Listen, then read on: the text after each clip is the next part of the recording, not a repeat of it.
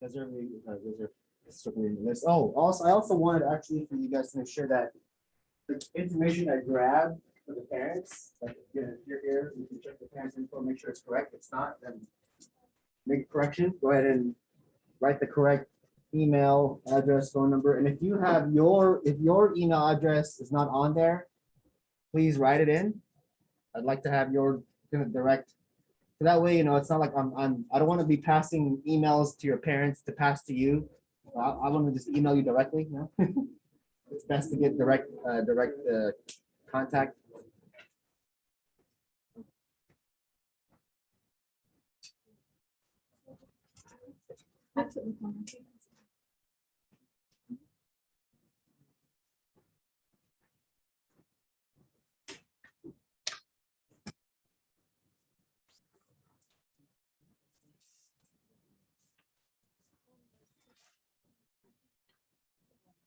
All right, so it's wanted. Oh, no.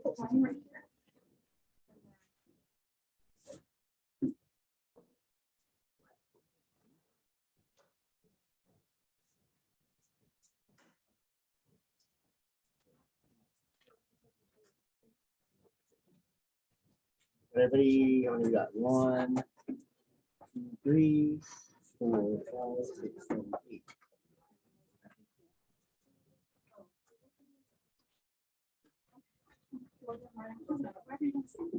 Make sure everything's good. So, let me double check. Everybody has that ready? Well, you want to have a seat or you really good?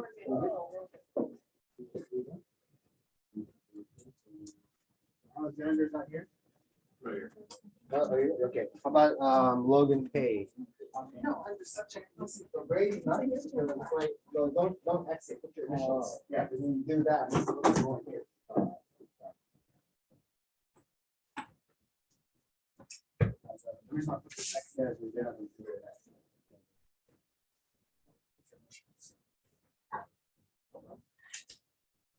So one thing to learn about in this class is starting is the officiality of your signature, your initials. Yeah, just a little bit down there at the end.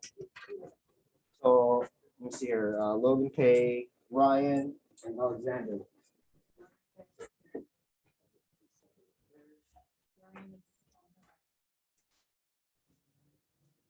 Ryan's on the way. Okay. Yeah. Perfect.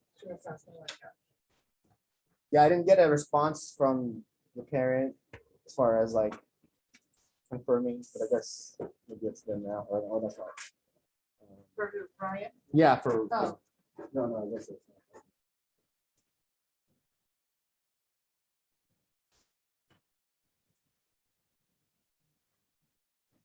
Your name? Ryan?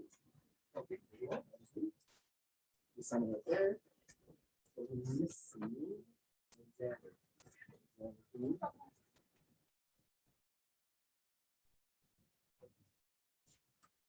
Just make sure that the correct, to put your information under as well, your email, I can have that.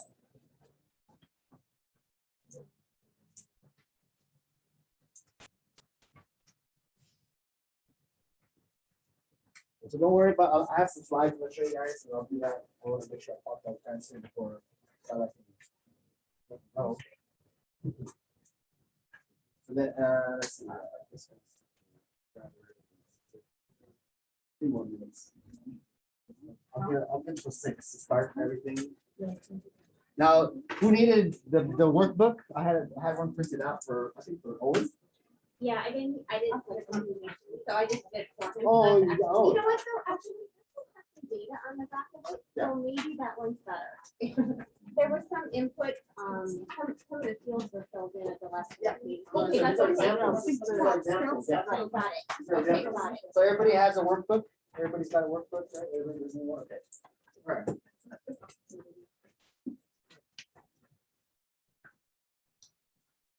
I'm gonna give this out, but we won't do this until later. I'm just gonna hand out to you right now. It's a stock exercise that I like doing with everybody. Very important that we learn about all the investment decisions people. This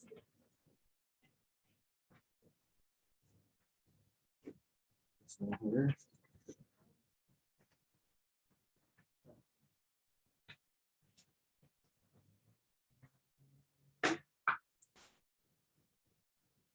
So I'll just do a quick intro. So good evening, parents and scouts as well. My name is Reggie. I'll go by Reggie. No problem, Mr. Reggie for the younger ones. So welcome to personal management merit badge class. Now, so some things that I wanted to discuss. Of course, first I did have the question up here. So if you want to jot down my phone number, oh, I do have business cards up front there. So parents, if you want to grab business cards for me, I have all my info up there. But if you want to jot it down, either way. So first question I have here is for anybody who wants to answer first is for the scout. So what do you expect to learn from earning this badge? I know it's personal management, right? But I want to hear some specific things that you actually, want to learn from going through the process of this. This is 13 weeks. You gotta remember something about this class, right? It's I know we only meet 3 times of 13 weeks. So I gave you the dates, right, for the next class. And those next class dates are really meant to be for to make sure you're always on the right track. Because there's gonna be, if you notice the dates, the way they're spread out, right? We meet again in like 4 weeks. And then after that, we'll meet for another 8 weeks. Right. So that first meeting is really to check up and make sure that you guys are on the right track. You guys are doing everything accordingly, and your trajectory, your pacing to finish by that 13th week. And we're going to go over all the different things that we need to go over. But yeah, there's something that, that's why I asked the parents, right, to tell me like why you guys want to be in this class, because the one thing that I really stress at a younger age, right, that we all kind of figure out later on, that is, if you figure out at a younger age what it is you want from something, what's your outcome, write that word down for yourself, outcomes. What's your outcome? You'll get better results when you have an outcome. Right? You'll get better, remember that, you get better results when you have an outcome. So I want to ask you guys, what's your outcome? What do you want to learn? What do you want to learn? What do you expect to learn? All at once now. Okay. Who wants to volunteer what they want to learn in this class? No one's learning anything, I guess, right? No one, really.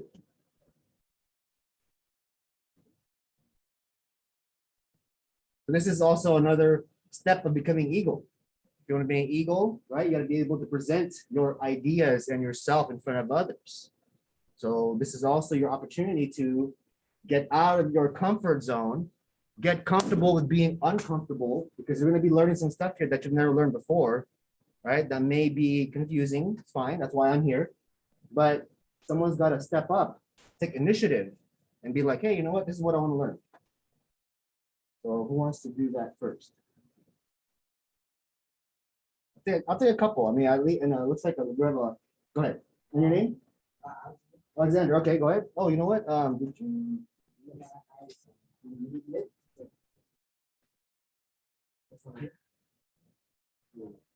Oh, you did on this one.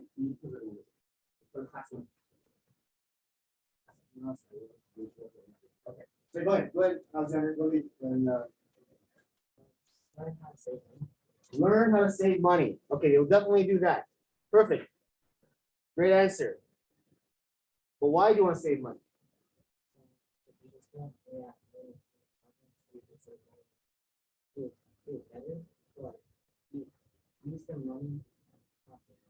Use money properly. So you want to save, well, but see, that's the thing.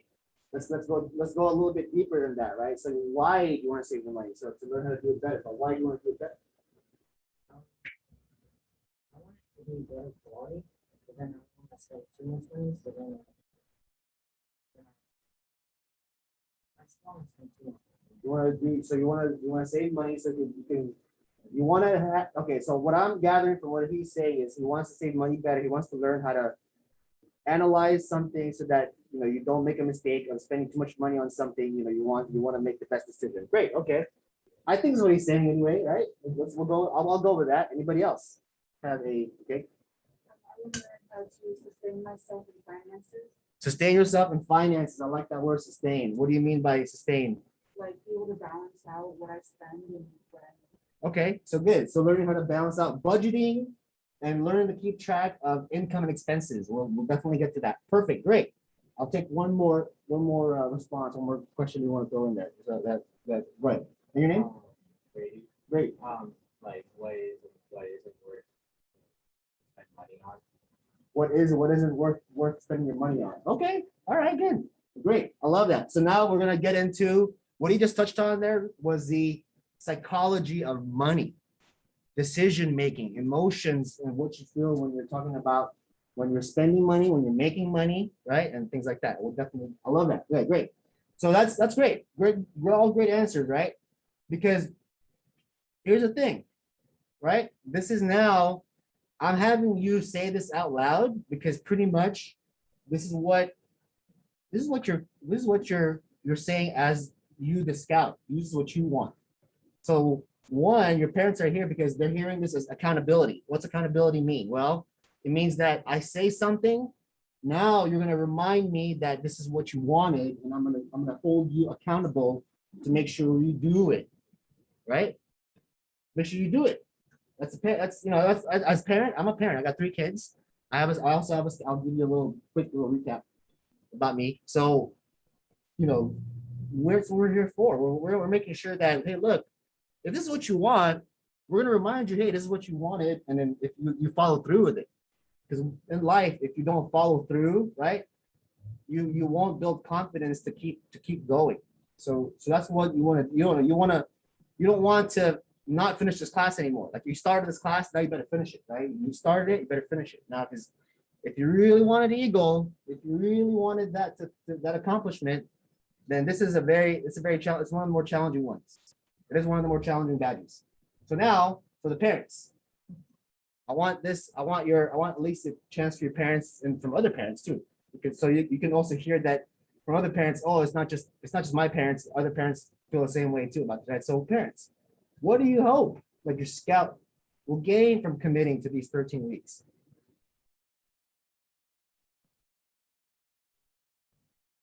What do you think? I think the idea of budgeting, Idea of budgeting, okay? that you want something and you can't necessarily get it right away. But Okay. you have to save and plan for it as well as cover other expenses. Perfect. So okay, I love that. So considering other expenses, right? Because it's not just, hey, as much as we love it, the world's not about us. It's not all about us. It's about if we have siblings, we have to consider them too. And if you're the only child, I don't know, I can't really relate to your experience.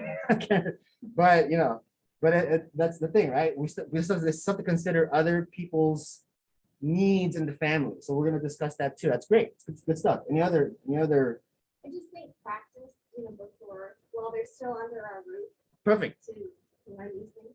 So practice, remember. Okay, so perfect. Now the reason why, okay, anybody else want to add one more thing from a parent? What they want to, I'm sorry? Priorities. Ooh, I love it. Priorities. Okay, how to prioritize. How to prioritize spending your money and spending your time. Remember, one thing about time, can't ever get it back. Money you can make again, but what's the priority? Right? We'll break that all down, right? So here's the thing about why I asked the parents to say something too, right? Is because again, they're going to also make sure I get this little note here. Parents, please give loving reminders to complete the weekly income expense trackers and to keep plugging away the personal management workbook. Remember, as a scout, you are really, it's up to you, right? Remember this statement. If it is to be, it is up to me. If it is to be, it's up to me. If you want Eagle, it's up to you. I'm here to guide you. I'm here to show you some things that maybe you have not seen before. And I'm also here to, perhaps get you to think about something that you want to do for yourself. Get curiosity. I want you to gain curiosity. That's what I really want for you guys and gals, to gain curiosity. All right. So remember, I'm always available for questions via email, text, or call. Okay, so that's I'm always available. It's funny that I always say this, but I rarely or barely get any calls or emails or texts from scouts. So it's fine. if you, as long as you complete the work and you have no questions, no problem. But yes, feel free to ask questions. Feel free to, when I say 1, 2, 3, go in that order first. Email me first, and if it's like a couple of days and I don't respond back to you, I should be able to pretty good with it. Text me and then call me. But if it's like an important thing, if it's really that important, call me. But go that route. Okay, so all right, Insta poll. Agree or disagree? Having a solid understanding of finances at a young age is a huge advantage in life. Parents can agree, disagree too. What do you think? You agree with that, right? Okay, so now you know. Now you kind of know why you're here, right? So I want you guys to have an advantage, right? Your parents do too, and that's why you're also in Scouts. Because being a Scout, you get to experience all these really cool things. You get to learn, you get to learn different things, and merit badges are a way for you to be exposed to these things without necessarily committing to something long term. Now, personal management, I'll tell you right now, this is a long-term commitment. Because that whatever you learn from here is not just, it's not it, right? This is just like, this is the tip of the iceberg. You ever seen that picture of the tip of the iceberg, right? What's below the iceberg? What's below the tip? I mean, sorry, a lot more ice. That's what yeah. So again, this is just an introduction. This is like no pun intended, right? This is your feet getting wet, literally, right? So, all right. So, any questions from the parents before I break it free? Right? No? All right. So just background on my side. I just want to just at least give you guys, hey, like, well, who's this guy? So why should you listen to me, right? Well, okay, so yeah, my like I mentioned to you, my son, my oldest son, he's 13 now. He's a second class Scout, Troop 120. So I've been doing these personal management merit badge classes since 2017. So I've done a few. My son is going to be now able to take it, so he'll probably do it soon with his buddies. So yes, question. Brendan, yeah, yeah. Brendan is my son. He's part of the same troop right there. So you got some cross troops here. So I opened myself up for the whole BSA, the Long Beach area. So not just limited to Troop 120. Even though our troop 120, we have like over 100 kids in our troop. So and growing. So it's pretty cool. So right now, right. So I live in Long Beach. I'm currently the head instructor and the chairman of the board of directors for right here at VICC. So if you notice the office space here. Veterans and Youth Career Collaborative, we are a work source center. So if anybody here, anybody you know of is currently receiving unemployment and looking for work, we will help you find a job, get your job placed, get certification, get certified and skills, no cost to the individual, and we help them get job placed too. So that's what I do normally here. And then what I'm also the executive director for Financial Fidelity Academy, which is the nonprofit, or I like to call us a for impact organization, right? And the goal of our organization is to teach young kids exactly this, right? The fundamentals of finance at a young age, getting them to think bigger and think about ways again to really to that plan and the practice, the planning and the practice. And that's it's a big. I'm very big on that. I myself, I've gone through a lot through my career. Work experience spanning 28 years. I did medical, food service, sales, customer service, technical support, logistics sales manager, banker, financial advisor, business development manager, mobile DJ. I still do that. I still do like weddings and birthday parties and corporate events. I still do that. And I'm still a notary public. I still if you have questions about documents that need notarization of any sort, let me know. Some companies I've worked for in the past, Convalescent Hospital, Pizza Hut, still a pizza. Divine University, Seacrest, another hospital, CompUSA, Good Guys, if you know those guys. GST Computer, I was an on-site technician for computer repair. Charter Communications for tech support. Trucking company, Wells Fargo Chase Bank.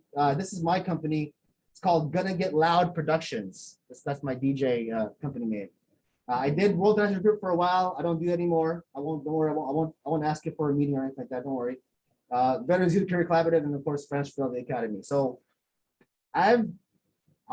this is my mission. My mission is to do as much of these classes as I can for young kids. 2020 kind of knocked me out, didn't really, and the whole thing with Zoom is kind of, I wanted to do it, but it was very hard to like to really, because I wanted to be in front of the kids to be able to, mentor them and, see that interaction. So I'm glad we're all back here and I'm glad you're able, we're past kind of the whole lockdown phase of, now we're here for, to make sure that we continue on this right path. So yeah, we're good. If you guys have no other questions, I'll go ahead and let the parents that need to break, we'll go ahead and just come back here.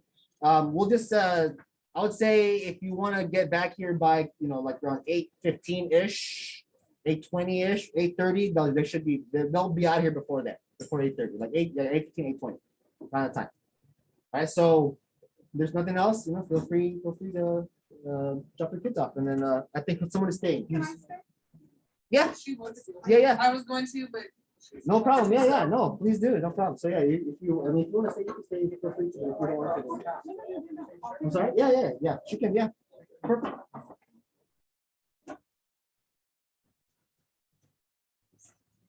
All right, so let's get this going, guys. And there's a lot that I really want to cover with you. I'm going to try to cover everything with you guys tonight as far as the worksheet goes, because it's up to you to complete it all throughout the whole process. And again, the next time we meet, I want to just make sure that you're on track, completing everything. All right, so let's get this started. Don't worry about this slide deck. Just take your notes on your workbook. If something makes sense, something gives you like this aha moment, like, I should probably write that down. If something seems like it's crucial information for you to remember later, it's better for you to write something down than to be like, no, you know what? Maybe if it's something that, piqued your interest. Here's the thing about our brains. Guys, if you guys are familiar, I don't know if you guys are familiar with this. Anybody looked into neuroscience yet? Anybody know what that is? What's neuroscience? Study of the brain, right? Study of the brain. So only in the last 10 years of our medical capacity have we really been able to understand our brains, right? So repetition is very important. Now, doing something over and over again is very, very key, right? So doing it at a young age, again, is also very important. So what is the effect? So whenever, let's just say here, right? Let's just say you're taking notes. When I'm doing something like I'm writing this down. So someone's talking. They're saying, hello, my name is, right? So what's the effect on our brain? This is a very, very quick little. What did our brains do just now? So I used my hearing. What else did I use? Your what? Eyes, your sight, and your sense of touch, right? Your hands are writing, right? So you're using 3 senses. If you hear something and you don't write it down, your brain will not make a strong connection, and therefore your brain starts, the synapse connection separates. That's why if you remembered something, my mom told me to buy something before I come home, and then when you get home, you're like, where is it? Where is what I asked you to buy? Like, I forgot, right? Because well, how could you have better remembered it? You probably could have written it down or something, or made a note for yourself. If you have a cell phone, you could have give yourself a little reminder, a little alert, a little alarm, whatever the case may be, right? But that's how our brains work. The more you do it, when you write it down, if you take notes in class, sometimes you'll remember, like, you can remember things because you wrote it down in class, even though you didn't see it, right? So that's what I'm telling you the effect of taking notes is. So it's very important. Something you should like, maybe I should write that down. You probably should. Okay, so first let's get into this, right? What are the fundamentals of finance? Okay, so while we won't really get into every single thing, I wanted to tell you that personal management is not just about money, right? It's not just about saving money. It's about why we do things. It's about how, right? So fundamentals. I think you're in financial services yourself. So banking, credit, investing, and entrepreneurship. Banking, credit, investing, entrepreneurship. What is banking? right, is the ability for us to transact and exchange money. Right, if I gotta pay a bill, I can write a check or use my debit card. Right, credit, what's credit for? What can you use credit for? Isn't it like determine how big you are at paying?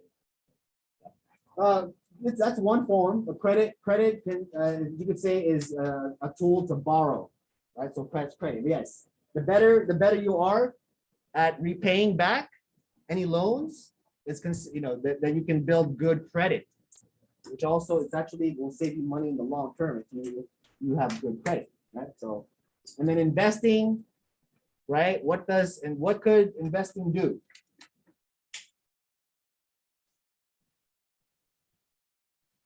What are some of the things what does investing your money do? The money that you have, maybe it's more valuable. Right? More valuable, grow your money, right? Investing. So investing for what? What's the word that we keep hearing from maybe our parents about what? What do you want to do one day? Investing for the future. Investing for the future, right? So you can do what later on in life? You can retire, right? Retire just means stop doing work, right? That's we all want to do that at some point, right? We want to retire. But entrepreneurship, that's a big word. What is entrepreneurship? What does it sound like to you?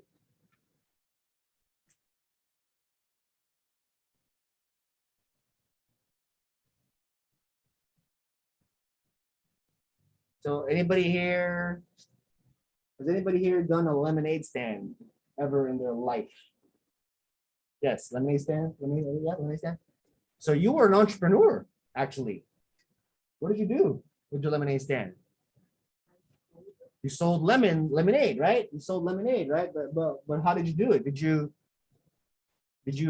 just buy the lemonade from the store and then like sell the lemonade, put in the cup and the hey, here's a lemonade? What did you do? You got the lemons, the water, the sugar, and you put it all together and then you sold it, right? And you made a profit. So entrepreneurship. So entrepreneur is actually a French word. Entree means to enter, not like entree, like when you eat entree, not that kind of entree. Entree is to enter, right? Preneur is to take action. So if you're taking action, right? So what are you doing? You're trying to make a profit. You're trying to sell something to make a profit. That's what entrepreneurship is, right? So they all work together.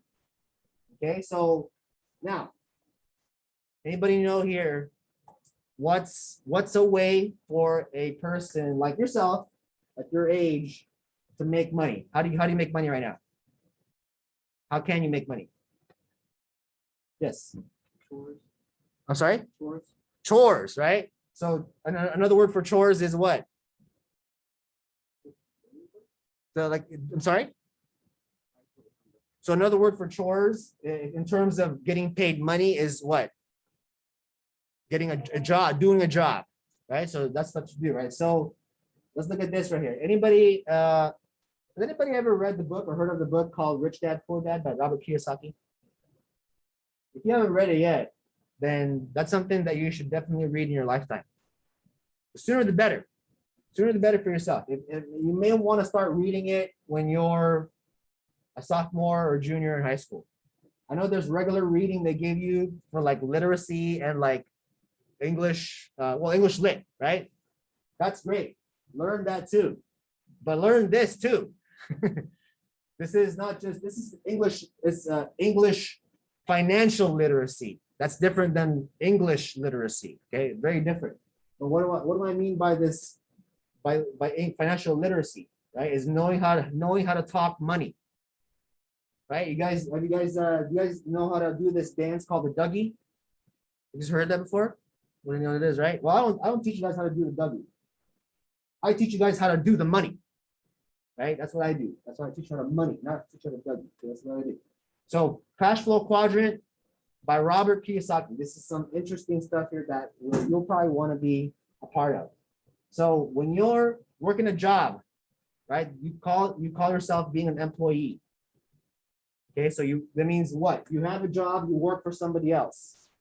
That's an employee. And that's where most people start. I start as an employee. I get hired to work a job, right? So that's if you're working, but see, you're not an employee with your parents, but that's why you do chores. So if you work for someone else, you're an employee. But let's say down the line, anybody's parents here do real estate, like a real estate agent or anything like that? You guys know what they do though, right? What a real estate agent does, they sell real estate, they sell homes, right? That's one of the things they do. So as a real estate agent, you're considered self-employed. Right? What does it mean to be self-employed versus someone who is actually employed? Anybody know? Yes. You do your own job, you make your own money, you're your own boss. Okay, so that's what a self-employed means, right? You're your own boss. So what does it mean when you're your own boss? If I don't do the job, I don't make any money. All right, so that's you have to be business minded because a boss isn't going to tell you, hey, do this, do that. You're gonna have to do it on your own, or else you don't get to eat, right? So as you get older, right? Let's say you do it long enough, maybe you might want to start your own brokerage and hire your own real estate agent. So now you're the business owner, right? So that means you have a system that works for you. And then come down the line, you all should think about this, and you must make this a part of your game plan, is that you want to eventually become an investor of some sort, whether it's with your company, because your company will offer you some retirement planning benefits, or if it's on your own, you need to learn how to do this. And I will show you what's out there for you guys as a part of this program. This is pretty cool. Right? So now, let's ask you this question, right? This question is, why is saving for the future important? Without really reading these bullet points right here, right? Well, give me some of your thoughts. Why is saving money for the future? Let's give you some ideas. But why do you think it's important to save for the future? What does it mean when you want to be prepared for the times that are most tough financially? Because you want to prepare just in case, like in instance, where you don't have a job or something goes wrong, you can't work. In case of an emergency or maybe a loss of a job, right? That's when what happened last year for a whole year, right? We had this thing called, we're still in it actually. We have this thing called the pandemic, right? And everybody had to lock down for an entire year, right? And a lot of people were hurt because you couldn't go to work, right? Businesses were shut down. Yes, we were getting stimulus and we were getting some help from the government, but for some people it wasn't enough, right? Now, would you want to be in a situation where you're at that point where you're at the teeter-totter, where if you didn't get any help, you would literally be on the streets? And you probably don't want that situation for yourself, right? So that's why you want to be prepared for the most financially tough times. It's thinking ahead. It's preparing for your future. That's what we're talking about, right? Because you don't want to get in a situation, oh no, you know what? I'll always have a job and our things are going to be good. You can think that, but you have to prepare for potentially the worst case scenario, right? So what about this middle one here? With money saved, it can be used to invest in making more assets and or income. So what am I talking about? Potentially what? Starting a business is one way to do it, or investing your money with a company in the stock market is another way to do it, right? That's one way, right? So, and then the last one here, understanding that investing in the long term is one of the main ways wealth is built. Okay, you might not understand what this is now, but write this down for yourself. And it's called, for investing, it's called dollar cost averaging. Dollar cost average. This is very advanced stuff for you guys right now, I understand, but if you write it down for yourself in the future, like, why did Mr. Reggie talk about dollar cost averaging? Well, here's why I'm talking to you about it now. Because no matter what, if you save $5 a week and put it into something that is going to be there in the future. For instance, let me ask you this question, right?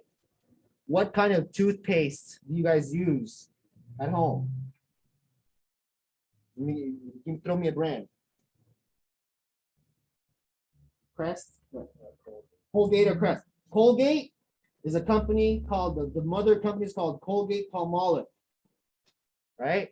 So if you use another brand, there's Procter & Gamble, and they make all kinds of stuff, right?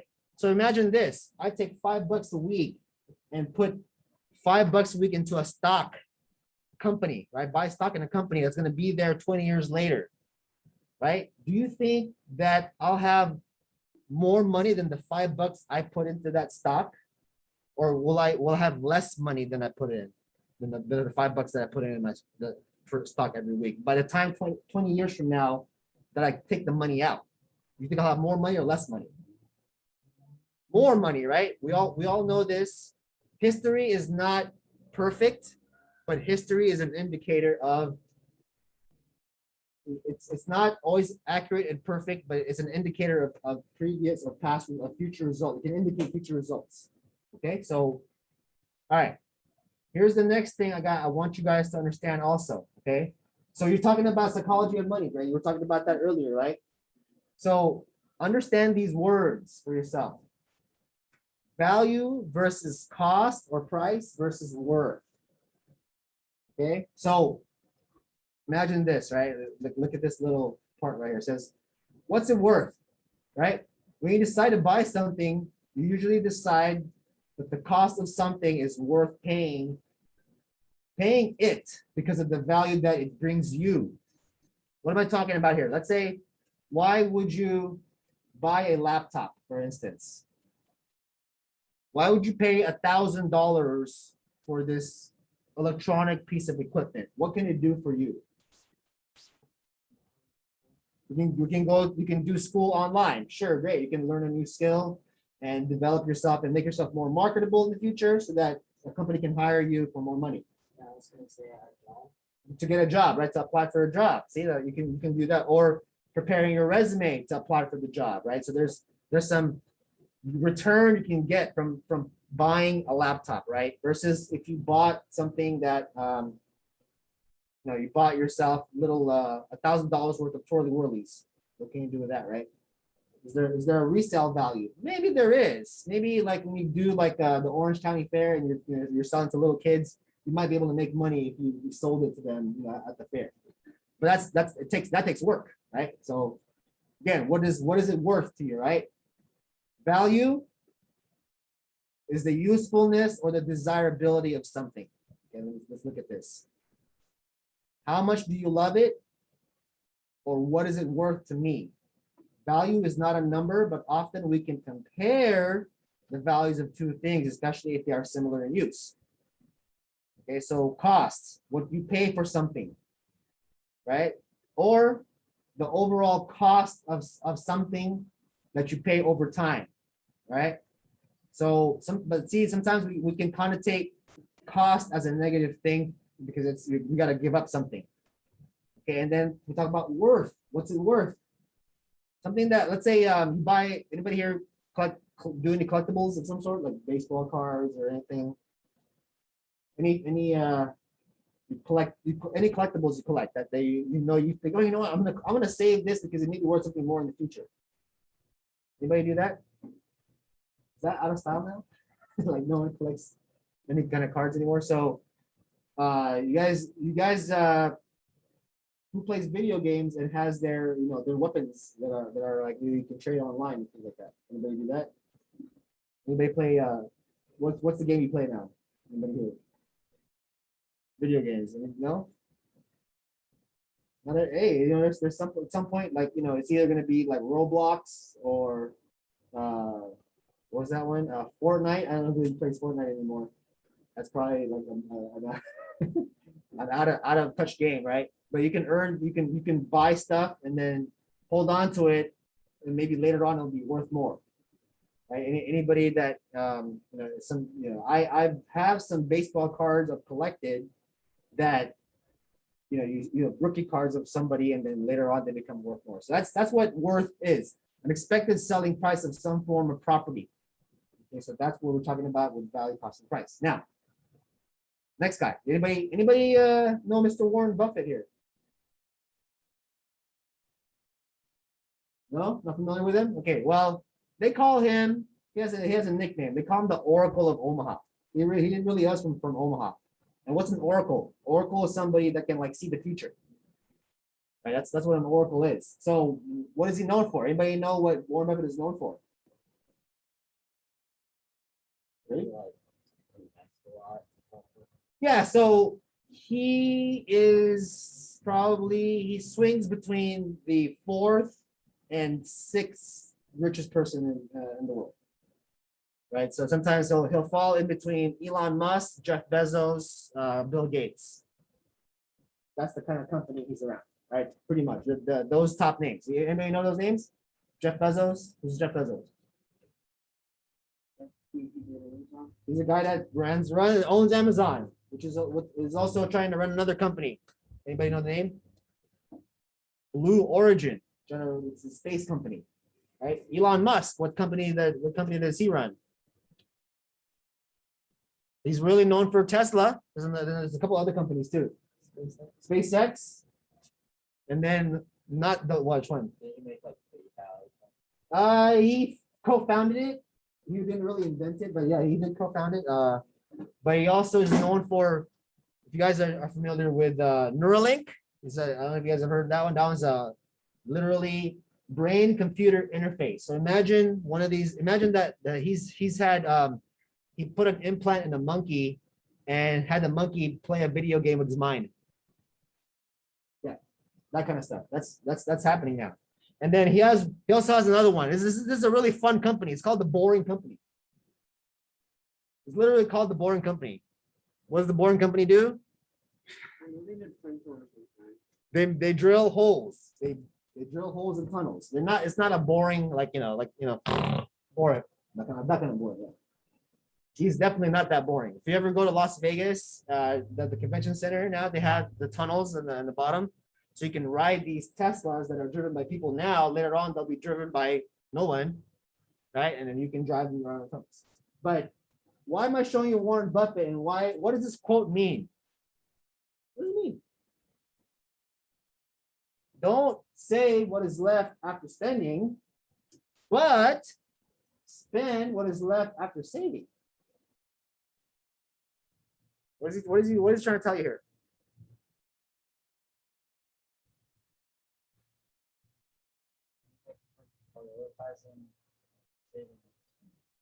Prioritize saving over spending. So here's how it looks like when you're old, when you're a little bit older, when you're maybe having your first job, right? So I got my first paycheck. Woohoo! I'm gonna celebrate. Do I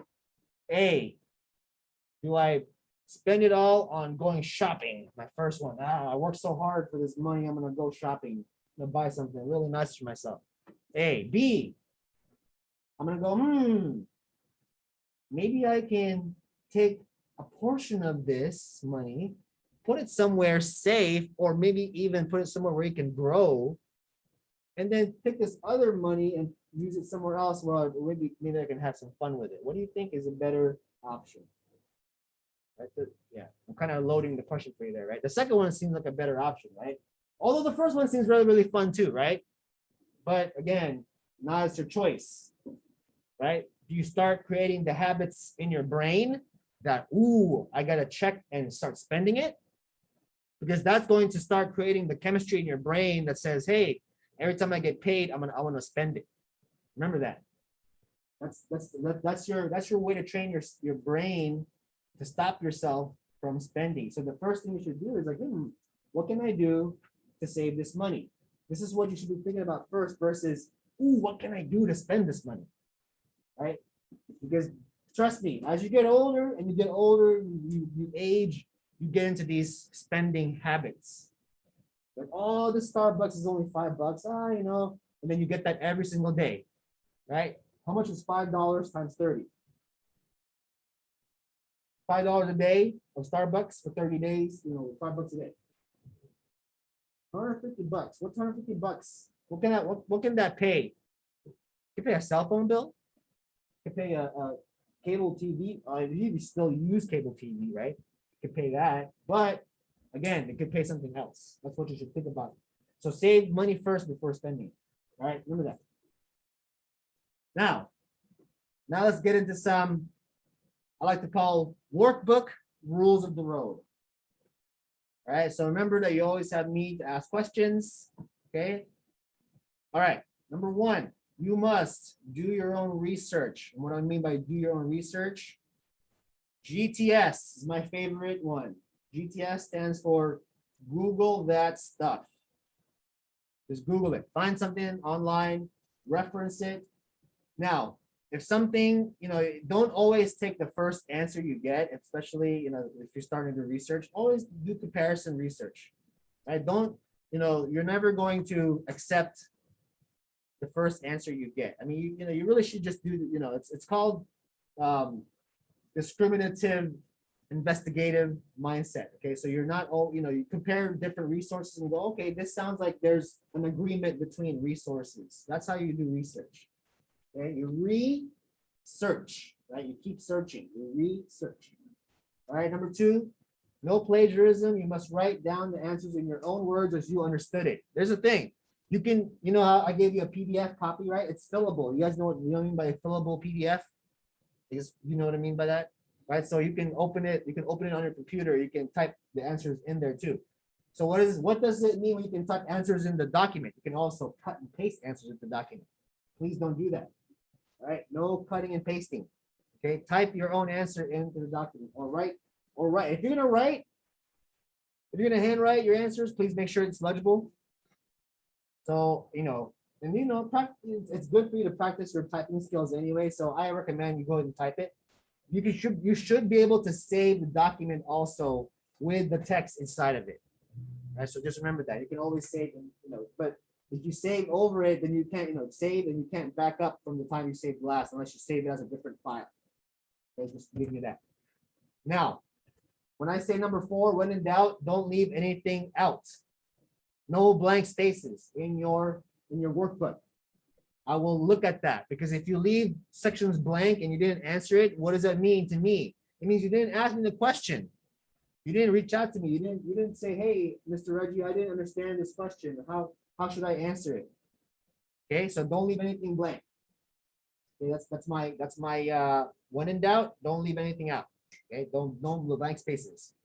All right, now pull out your workbooks. Okay, because now we're going to dive into the workbook because this is the part where if you guys want me to sign your blue card at the end of this class, you're going to need to make sure that one, the workbook is filled out.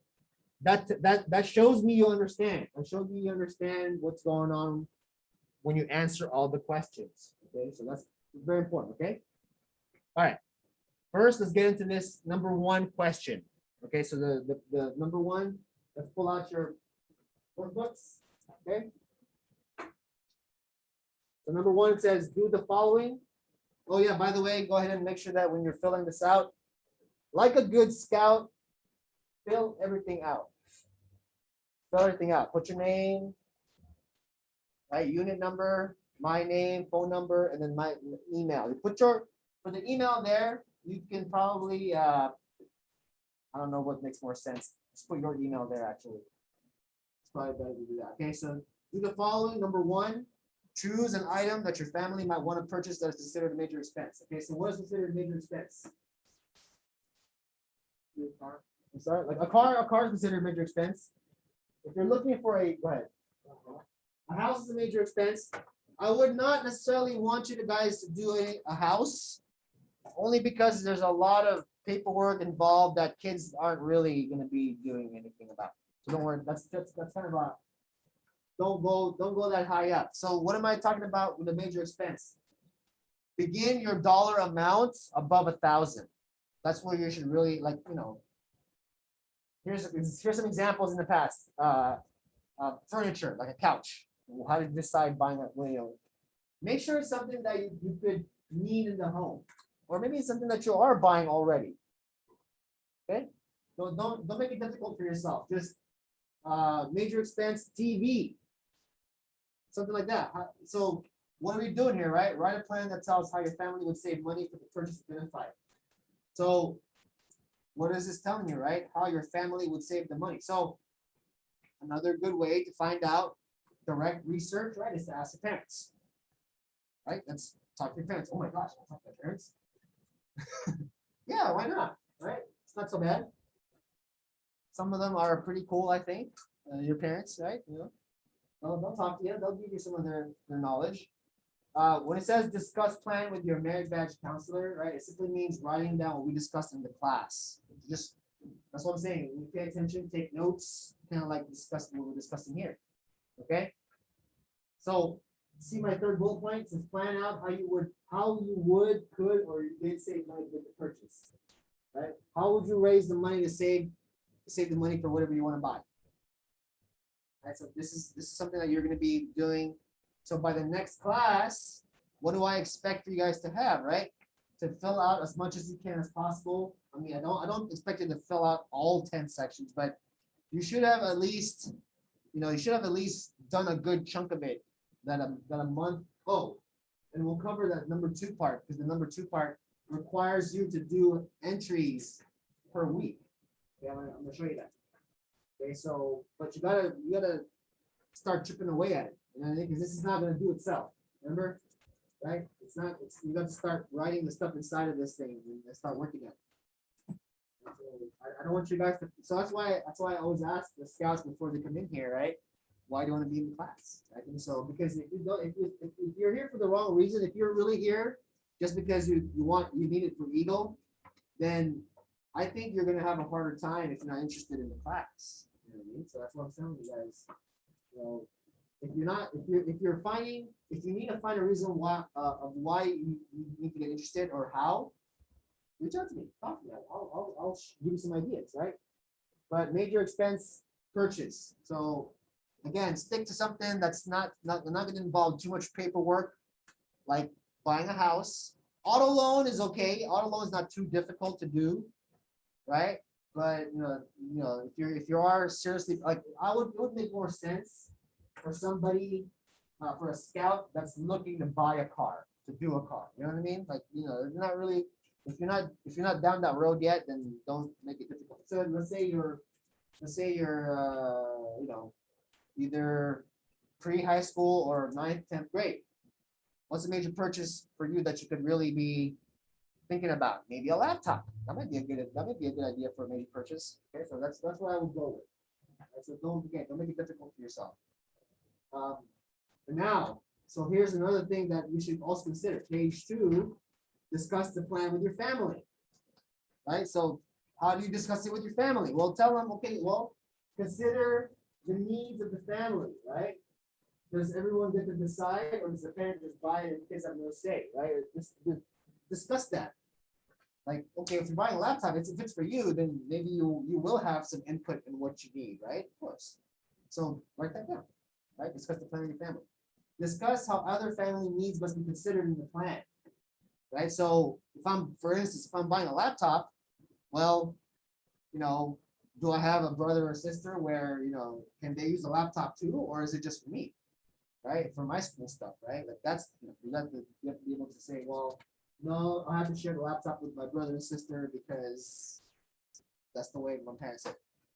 Right, like that. You have to do that, right? It's real world stuff. I don't want you guys, keep this as real world as possible because that's going to make sense for you guys. If you're doing this, make believe stuff, that's good too. But I think you don't learn as much, right? You learn more from when you're doing it real world scenario. So shopping seeds, develop a written shopping strategy for the purchase of identified requirement. Shopping strategy. What's the strategy? Well, how am I going to get the best deal? Right, that's what you're looking at. How am I going to get the best deal? And then determine the quality of the item or service. So is it if you're buying something, right? Determine the quality.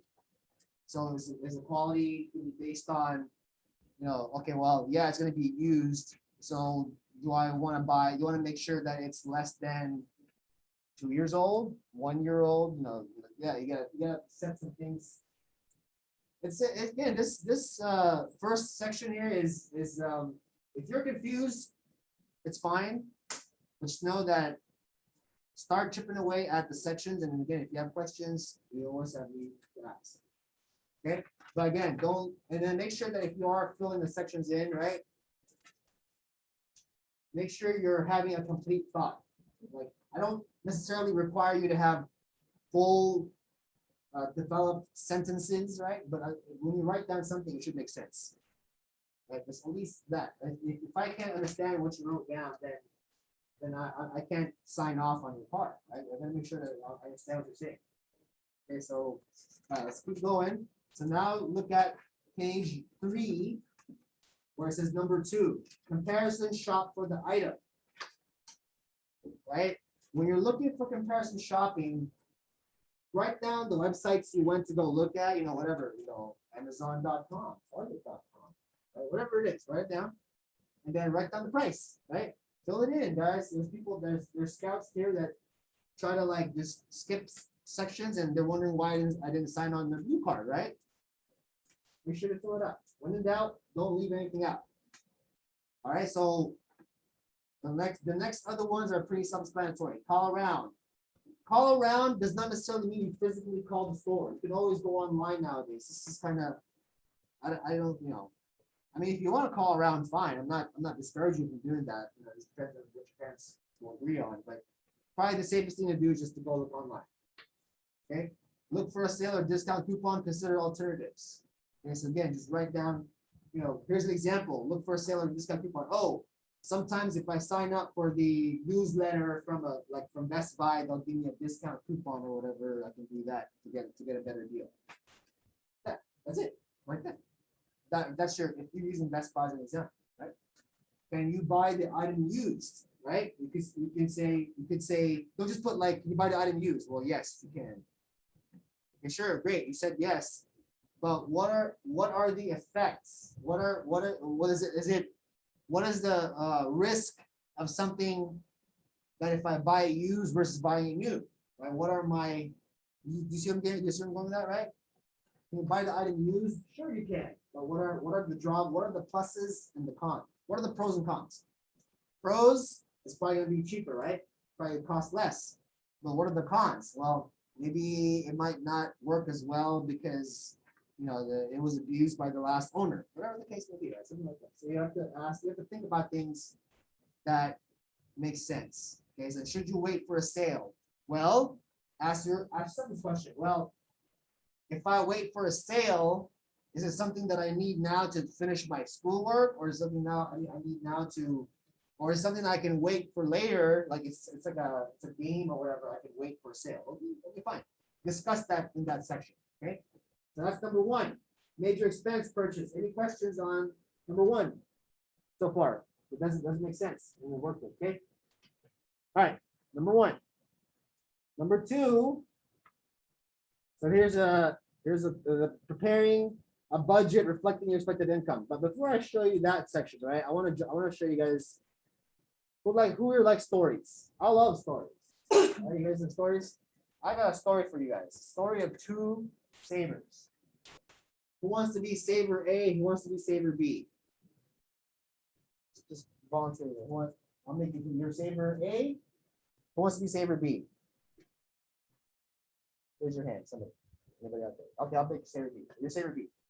And so saver A spends his money partying for 8 years. That's interesting. That's inside of that, right? Then he opens a tax deferred account. Don't worry about that tax deferred account. It just means that I don't pay taxes now on the money. I'll pay taxes when I take it out later, right? That's a example of a retirement account. That's what it is. Don't worry about that. So, but just know that this person is going to be Andrew is going to start earning 12% at age 26.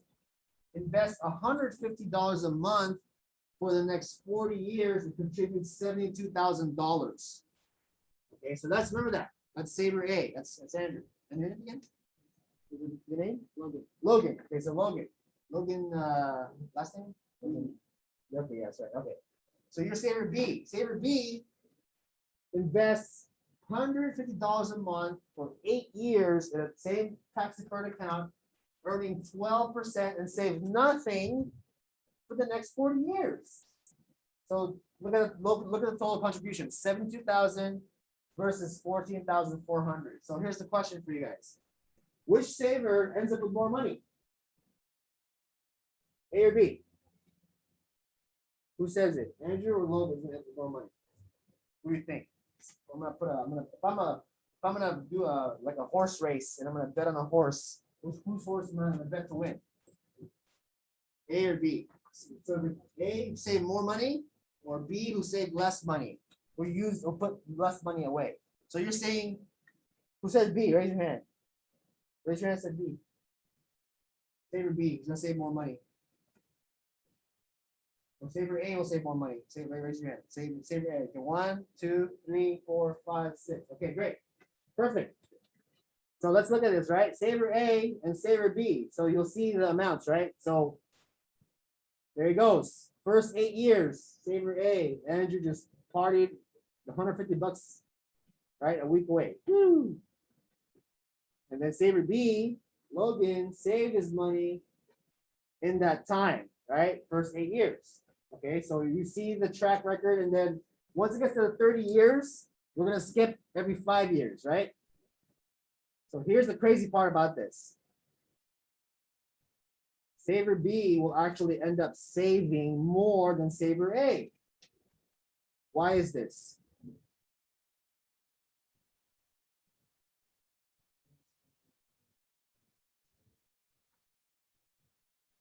Yes, that's true. But why that worked was because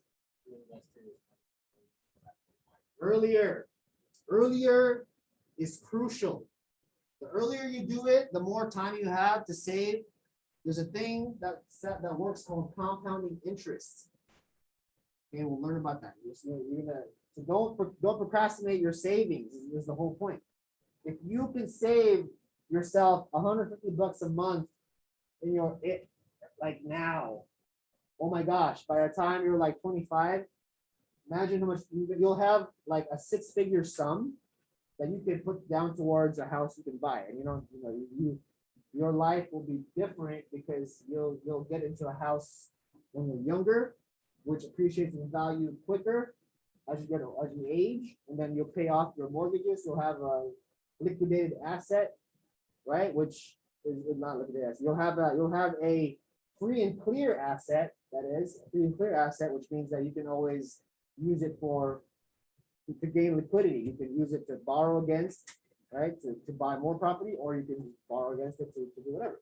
So remember, don't procrastinate. Very important. Okay, so that's the first lesson that you guys need to learn.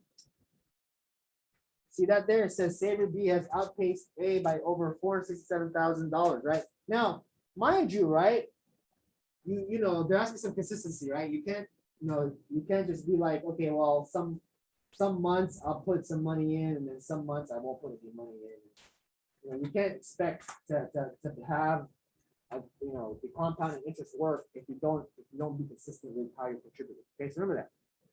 Okay, so now let's get into number 2. This is the one that's gonna really, you're gonna be like, why did I do this class? Oh my gosh, why did I decide to do this class? It's gonna be the one that's gonna be most challenging. I'll tell you why. It's a lot of work involved. Okay? 13 weeks of keeping track. 13 weeks. How should you keep track? Before you go to sleep every evening. That's my suggestion. Okay, that's what I like to call a best practice. Do people do best practices? No.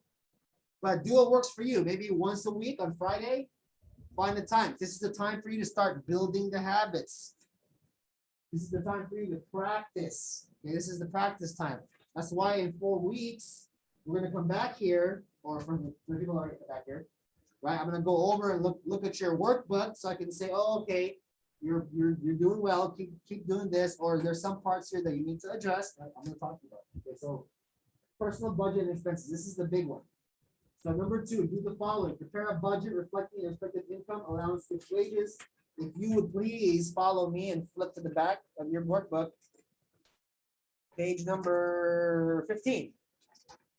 Sample budget plan right here. You guys see this? Sample budget plan. All right, this right here. So the sample budget plan itself, right? If you can see, there's month 1, month 2, month 3, and then you have budget, actual, over, under. You see that? You guys follow me? Month 1.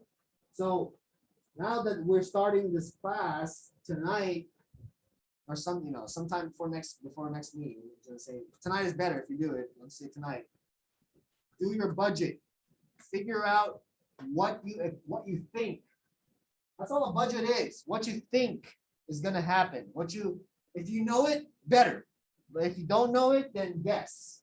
Kind of guesstimate, right? Make an estimation of what's your allowance, and maybe you don't have an allowance. Okay, then fine, put 0. Right? Gifts. I mean, if you don't expect to get any gifts in month 1, like it's not your birthday month, then it's 0, right? Whatever. If it's your birthday month, you think, I know I shouldn't count my chickens before they hatch, but I might be able to get like $50. I don't know. It's okay. It's okay to guess. It's not like it's not like you're expecting anything, but if it's your birthday month, then, in the past you've gotten money. This year you'll probably get money again. Until you're 18. By the time you're 18, then you stop getting money really, and then they start giving you like gift cards, and you stop getting money at some point in your life. Remember that. But month 1, month 2, month 3. You guys see there? Budget. Fill your budget.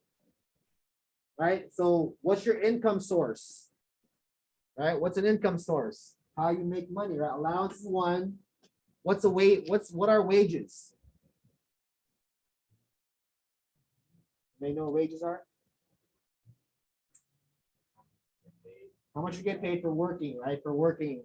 So that's not like chores. That's like it could be chores, right? That could be wages. You could put that if I did some work, or if my mom always asks me to do the trash, take out the trash or whatever, then you can say, well, mom,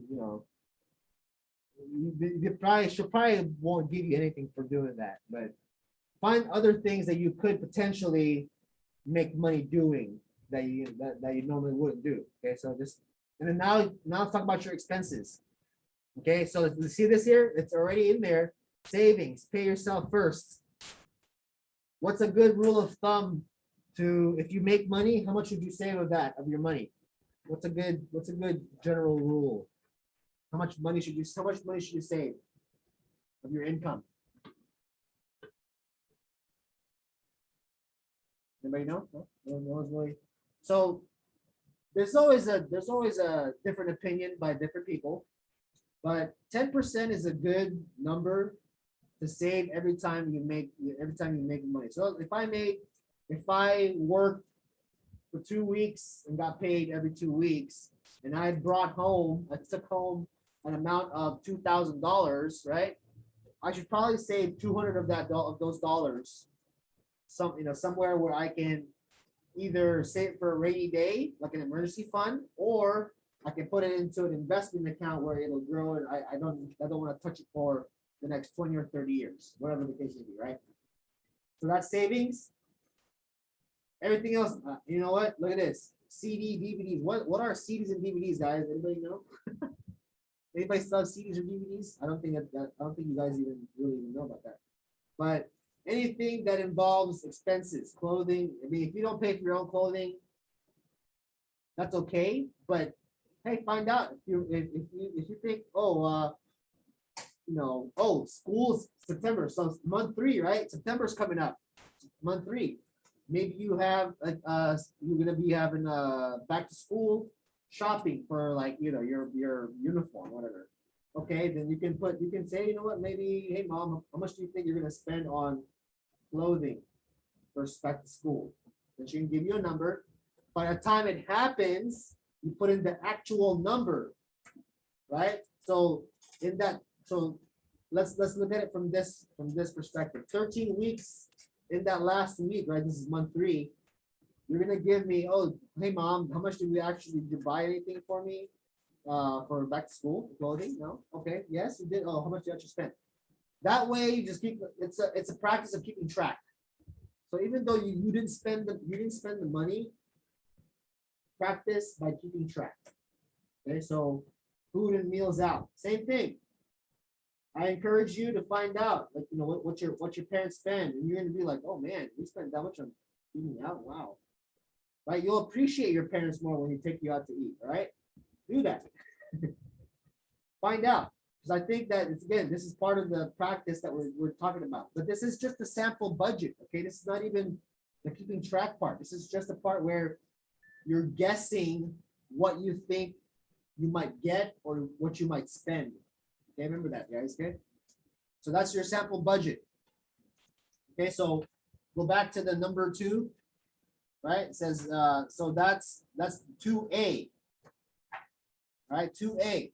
2B is comparing your expected income with expected expenses. Now, you can't do this until you complete at least month 1 or month 2. And you can figure out if there's a over under, you know, they say a variance, you know, the variance is, right? When there's something that, so if I said I budgeted for, you know, I said maybe meals eating out. We said $400 for the month, but we actually spent $460, right? Then that's what you would want to put. What is the over under? Anybody know? So if I said 400 for the budget, it's 460. What's my over under? 60 what? Over under? Over 60, right? Right? That's because you spent over 400, right? Not so if I said 400 was my budget, but I spent 360. So what am I? I'm under 40, right? Under 40. That's what you want to say over under. Let's like keep track of that. Okay. So that's your budget expenses. Now that's 2B or 2B1 actually. If you really look, if you're following the workbook, 2B1, and then section 2, so page 4. If income exceeds budget expenses, state how you will use the excess money. I mean, you know, do that. You know, I'm saying answer the questions. Number 3, track and record your actual income, expenses, and savings for 13 consecutive weeks. Okay. Go back to the back and then go to page 16. All right, 16. This is where you're like, uh-oh, what is this? I have no clue what this is, right? This is blank. There's a bunch of blanks. You see it? Bunch of blank pages. This is date, description of daily income or expense, week 1, right? Category, income, expense, balance. You guys see that, right? So back in the day, before they had computers, before we had these fancy devices, right? We had this thing called a checkbook. Anybody know? Your parents still probably have one. I'm sorry? I know. You know what a checkbook is, right? So you see one, right? So this is a way of teaching you of how to keep track of income and expenses on a checkbook, for instance, right? So this is, but this is more of like a register, right? It keeps track of whatever you do on a daily basis, right? Well, in this case, week 1, week 2, week 3, week 4. I don't imagine you guys are gonna have way many transactions in a week, so this should be enough, hopefully. If it's not, feel free to use Excel. Right? If you know how to use Excel and copy the fields over and duplicate that, or use the workbook. Just use more pages of the workbook if you really need to, right? So that's fine. Just print more pages out. But otherwise, right? So what do? Make sure you're consistent with your dates. So what's the whole point of being consistent? Because at some point in time in the future, you're gonna look back at your records and you're gonna go like, what the heck did I write? Trust me, your parents have probably done it at some point too. They're like, you know what? I didn't keep really good track of my records, that when I look back at them, I'm going, what am I looking at? Right? So it's a habit. You're creating a habit of keeping track. So if you don't keep good track, garbage in, what happens? Garbage out. Right? So if you don't put correct information inside, whatever you look back later on, you'll be like, this doesn't make no sense, right? So that's what, remember what. So what am I talking about? So what do I mean by doing it before it goes to bed in the evening? Well, you figure out, did I have transactions today? Did I receive money or did I spend money? Yes. Well then, make an entry, and make an individualized entry. Don't use one line to say, oh, okay, so week 1. So if you did it all in the same day, right? Still make sure you use different lines. Now, if it's the same store, then that's fine. Like you went to, if you went shopping for stuff, You could even go to the extent of like school shopping, and then I spent this much for the day, whatever. If you went to like 5 stores and spent, you know, $200 on school shopping, you can just put school shopping $200, whatever. You don't have to put like Sears, Target, you know, you don't have to do that. That's too complicated for you guys to do now. You don't need to do that. And I think for parents, like we parents don't do that either. Don't do that. But this will keep you in the practice of how to keep track of income and expenses. Okay, so this is, any questions on this so far? If this is confusing anybody, how to keep track, right, on the weeks, right? So remember week 1. So guess what? By the time we come back next class, how many weeks should be filled out? 4, right? Should be at least 4, right? I made it. So if you're gonna do it for 4, to start next Monday, right? So this is week 1, and then even if you come back and you're in week 4, you're not double week 4.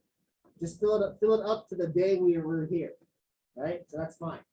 You won't be complete with week 4. You'll be by the end of week 4, which is fine. Okay. All right, that's fine. So check this out, guys. I have a let me go down the line. So how can you tell if you're overspending? How do you balance your budget?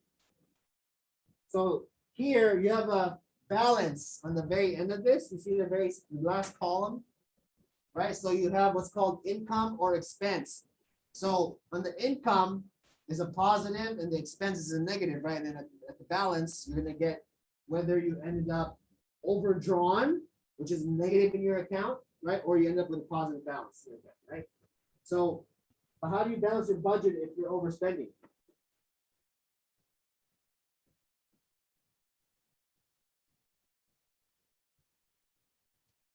There's 2 ways to balance your budget if you're overspending. 1, stop spending.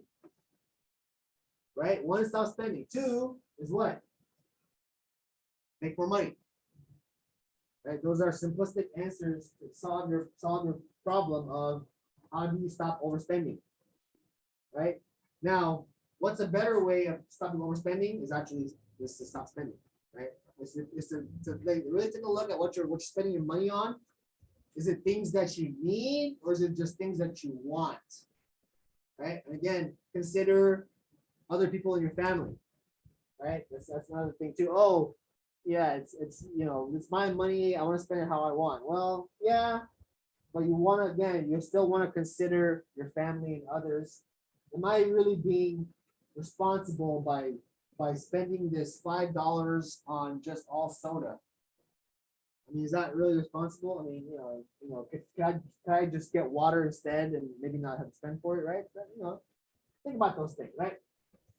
What types of emotions do you feel when you don't have enough money to pay bills? What are some of those emotions? Or let's say bills, but let's say you can't buy something you want. What's that emotion you're feeling when you can't buy something you want? Stressed or frustrated, or maybe even sad, right? Now, so remember those feelings.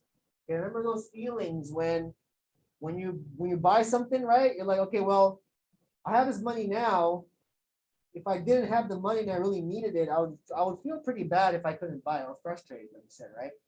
So do I want to cause that frustration for myself later if I need to buy it? If I'm buying this now, do I really need it, or can I hold off buying it?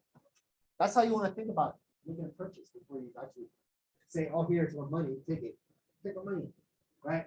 So here's the thing about completing this budget right here, right? Completing the entire budget, fill out actual numbers when you can fill them in. So remember so month 1. So when we come back, I do want you guys to have at least month 1 numbers actual filled out. Okay, it makes sense, right? Because we're after a month, you should be able to come up with some actual numbers besides your budget here. And then you can tell me what your over under is. Okay, well, I want to see that when you come back. That's what I'm looking for. Okay, so for the first, the July 29th, I believe it is. And again, for the ones that aren't going to be here, right?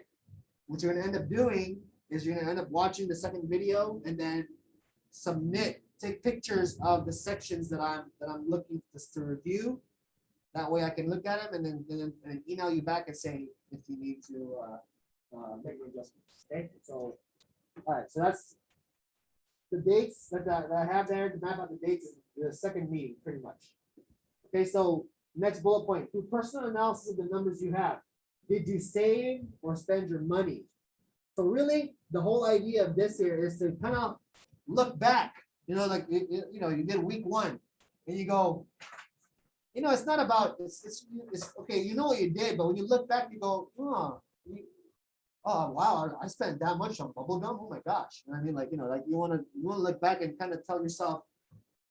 You look back, you reflect. You know, what reflecting means is you look back at something that you did and you go, was that a good decision, or was that could I have done something differently? Right, those are the reasons why you look back at your personal analysis, the numbers, especially when you do the budget and the actual numbers for month 1, because you're gonna look at it and go, huh, I overspent, or did I actually save money? Ooh, I thought I was gonna make this much, I actually made this much. Oh, cool, right? So that you see a difference and you see some growth. Okay, and then so here's the thing for you scouts. I do have a contest for the most complete workbook. So if your workbook is complete, the most complete workbook, aside the stuff that you're going to learn, I know the stuff that you're going to learn is things that you're going to probably get familiar with over time. So at least the only thing I can really say with a certainty that I can say, hey, look, you know, you have the most filled out workbook, right? Then I can at least say, okay, well, you did your best in trying to getting all the answers filled in for the workbook, right? That you understand. Most importantly is that you can fill out the whole workbook and also understand what you did. Right? That's my goal. If there's only one wish for me, for you guys and gals, right, is that you guys, you know, really understand what you know the content that we are trying to get across to you here is. Learning is always gonna you need to keep learning beyond here, right? This is just an introduction to what's out there.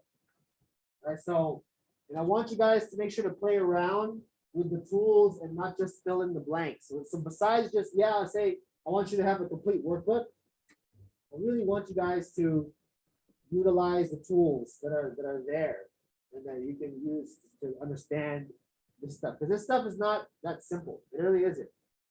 Right, and some other instructors, some other merit badge counselors are more strict, right? That you know they don't sign they make the scout do the class again. So I'm not like that, right? So but I want to make sure that you guys understand. So this is the big one. This is the one that's really gonna be, if you don't start on it, it's gonna make you like, oh my gosh, I'm not gonna finish this. And then I had a scout who started the class with me in 2017, and it didn't finish until 2019 when they were 18 years old, about to miss their window to get Eagle. But don't put it off. Like it can happen. You're like, oh, you know what, I'll do. I have some time. Especially if you're a life scout in the 9th grade. Very dangerous. Why is that? Why is being a life scout in the 9th or 10th grade dangerous for something like this? Because you think like you have all the time in the world to finish it, and then you just put it off. Right? Don't think that way. Okay, so this is the section 2. This is the one where you're gonna have to spend most of your time. Trust me on that. Okay. Number 2. Any questions on it so far that we went over? No? So far so good? Okay. Now I'm gonna move on to number 3. So number 3, you have to go back to page, number 3 is on page 4. It's about, it says there, discuss with your merit badge counselor 5 of the following concepts. Before I show you that. Anybody here? You guys like memes, right? People love memes. Kids love memes, right? Here's a meme for you guys. You want to read that? Please read it out loud. Good. Yeah. I'm sorry, your name? Kendall, What's that? Kendall, Kendall. Yep. Go ahead, please. rich people stay rich by living What do you think this is trying to tell you? Ready?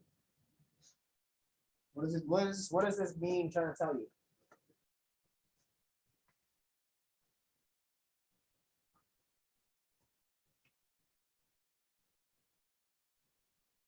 No? Everybody understand this? What it's trying to tell you? You ever meet people that you think are like completely like broke and don't have anything they don't own anything, like they look like they're completely they look trashy is probably one of the words that describe it. Sometimes people want to look like that because they don't want people to know that they're actually really wealthy. Right? So, but here's the thing, right? Let me ask you this. You ever see those guys that get like real flashy with like, let's say the car they drive, like they drive a car. Ever seen those like wheels that spin? Spinners they call them? Not like the fidget spinners that you spin in your hand, but the ones that are actually on the cars. There's like back in the day, like they're really old. You've probably never seen one before. If you Google it, look it up. It's funny as heck. You laugh. Why do people want to put these little spinner things on their wheels? Right? So like when you're stopped at a stoplight, the wheels are still spinning. What does that do? Gets people's attention, right? You want to look cool, right? So broke people stay broke by living like they're rich. So what are we saying here, right? People that try to show off too much are fine broke, right?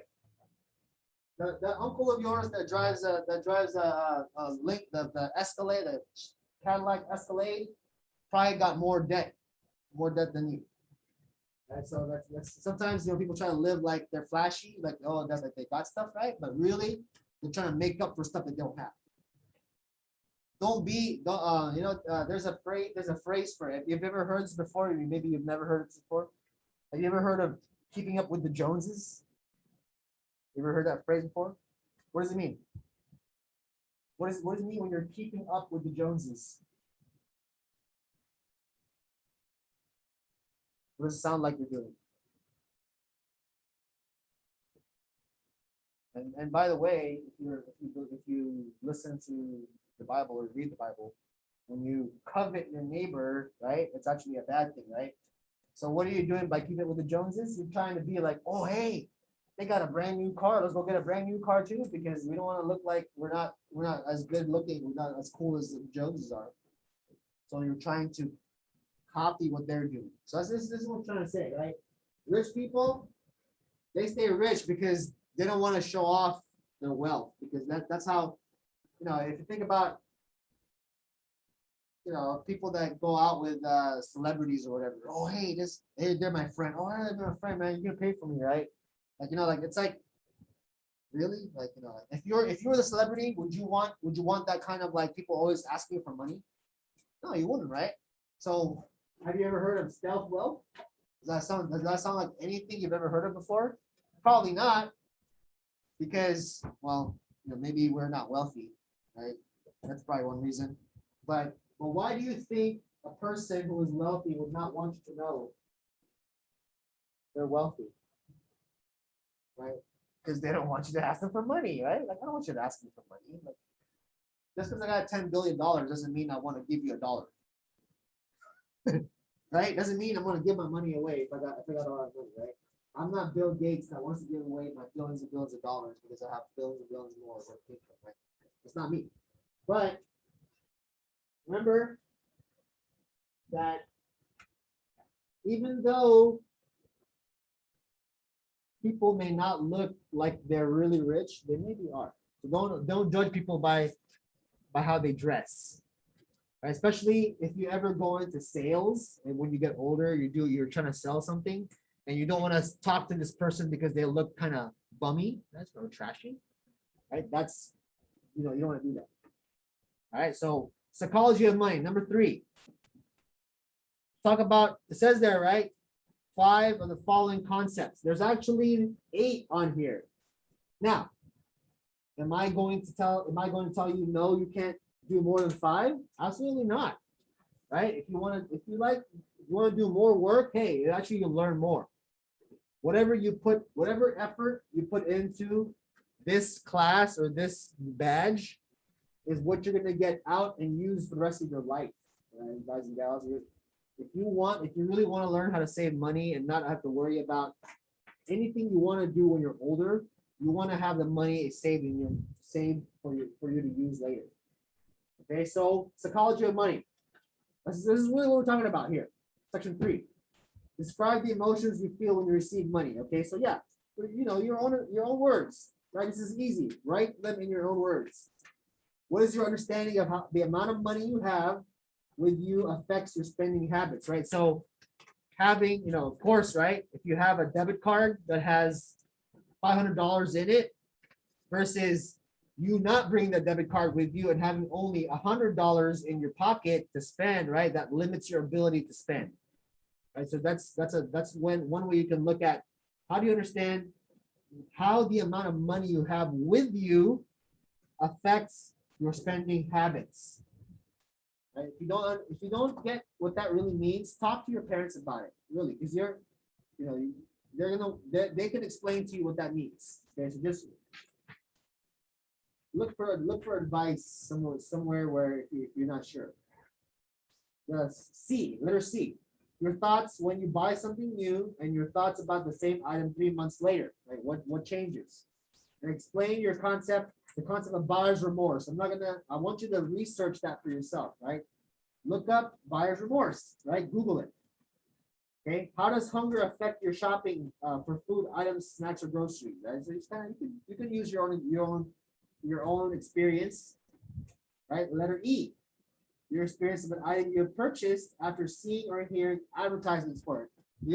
Have you ever wanted to buy something because you heard an advertisement on TV, right? Yeah. So describe that feeling.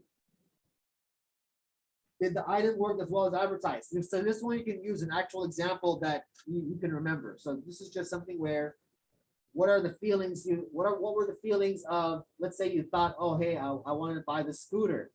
It was so cool. I asked my mom, I was begging my mom for the scooter. My mom finally bought me the scooter. And I was like, oh, it's not that great. And like that. You can do something like that in this section. Your understanding of what happens when you put money into a savings account. Anybody here have a savings account, actually? An actual savings account at the bank, yes? Cool. Now, describe your feeling, right? Have you ever actually went to the bank yourself and took the money and give it to a teller and deposit it in the bank? Right, there you go. So I remember that time and write down, oh, what was the feeling? What was my understanding of what happens? What happens to the money when I deposit it into an account, right? That's what, write that down. Okay, so next one. Charitable giving. What does it do? And what are your thoughts about it? Right? And then what can you do to better manage your money? So that's something that, again, yeah, you can do the bare minimum, sure, and I don't mind. But again, do you want to do the bare minimum in life? I asked you that question. Right? It's a very, very deep question, right? Do you always want to do the bare minimum in life? That always bugged me. When I have to think about that question. Do I just want to do the bare minimum? Like, no.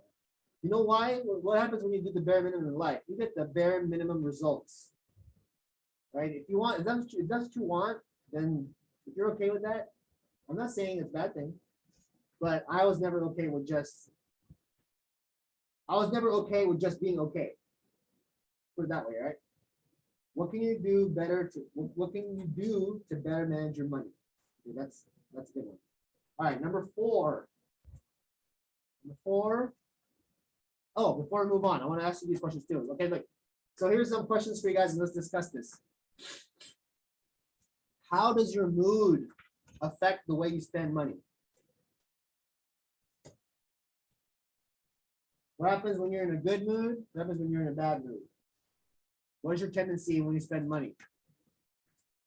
Or what is your tendency to spend money in a good mood? You tend to spend more money or spend less money when you're in a good mood? kind of depends, right? Depends on your what? On your habits. Because what if you feel down? Like, couldn't you feel better by buying something if you feel down? Right? So again, that's a habit. Yeah, here's one thing I'll tell you now that may sound weird to you right now. Who here likes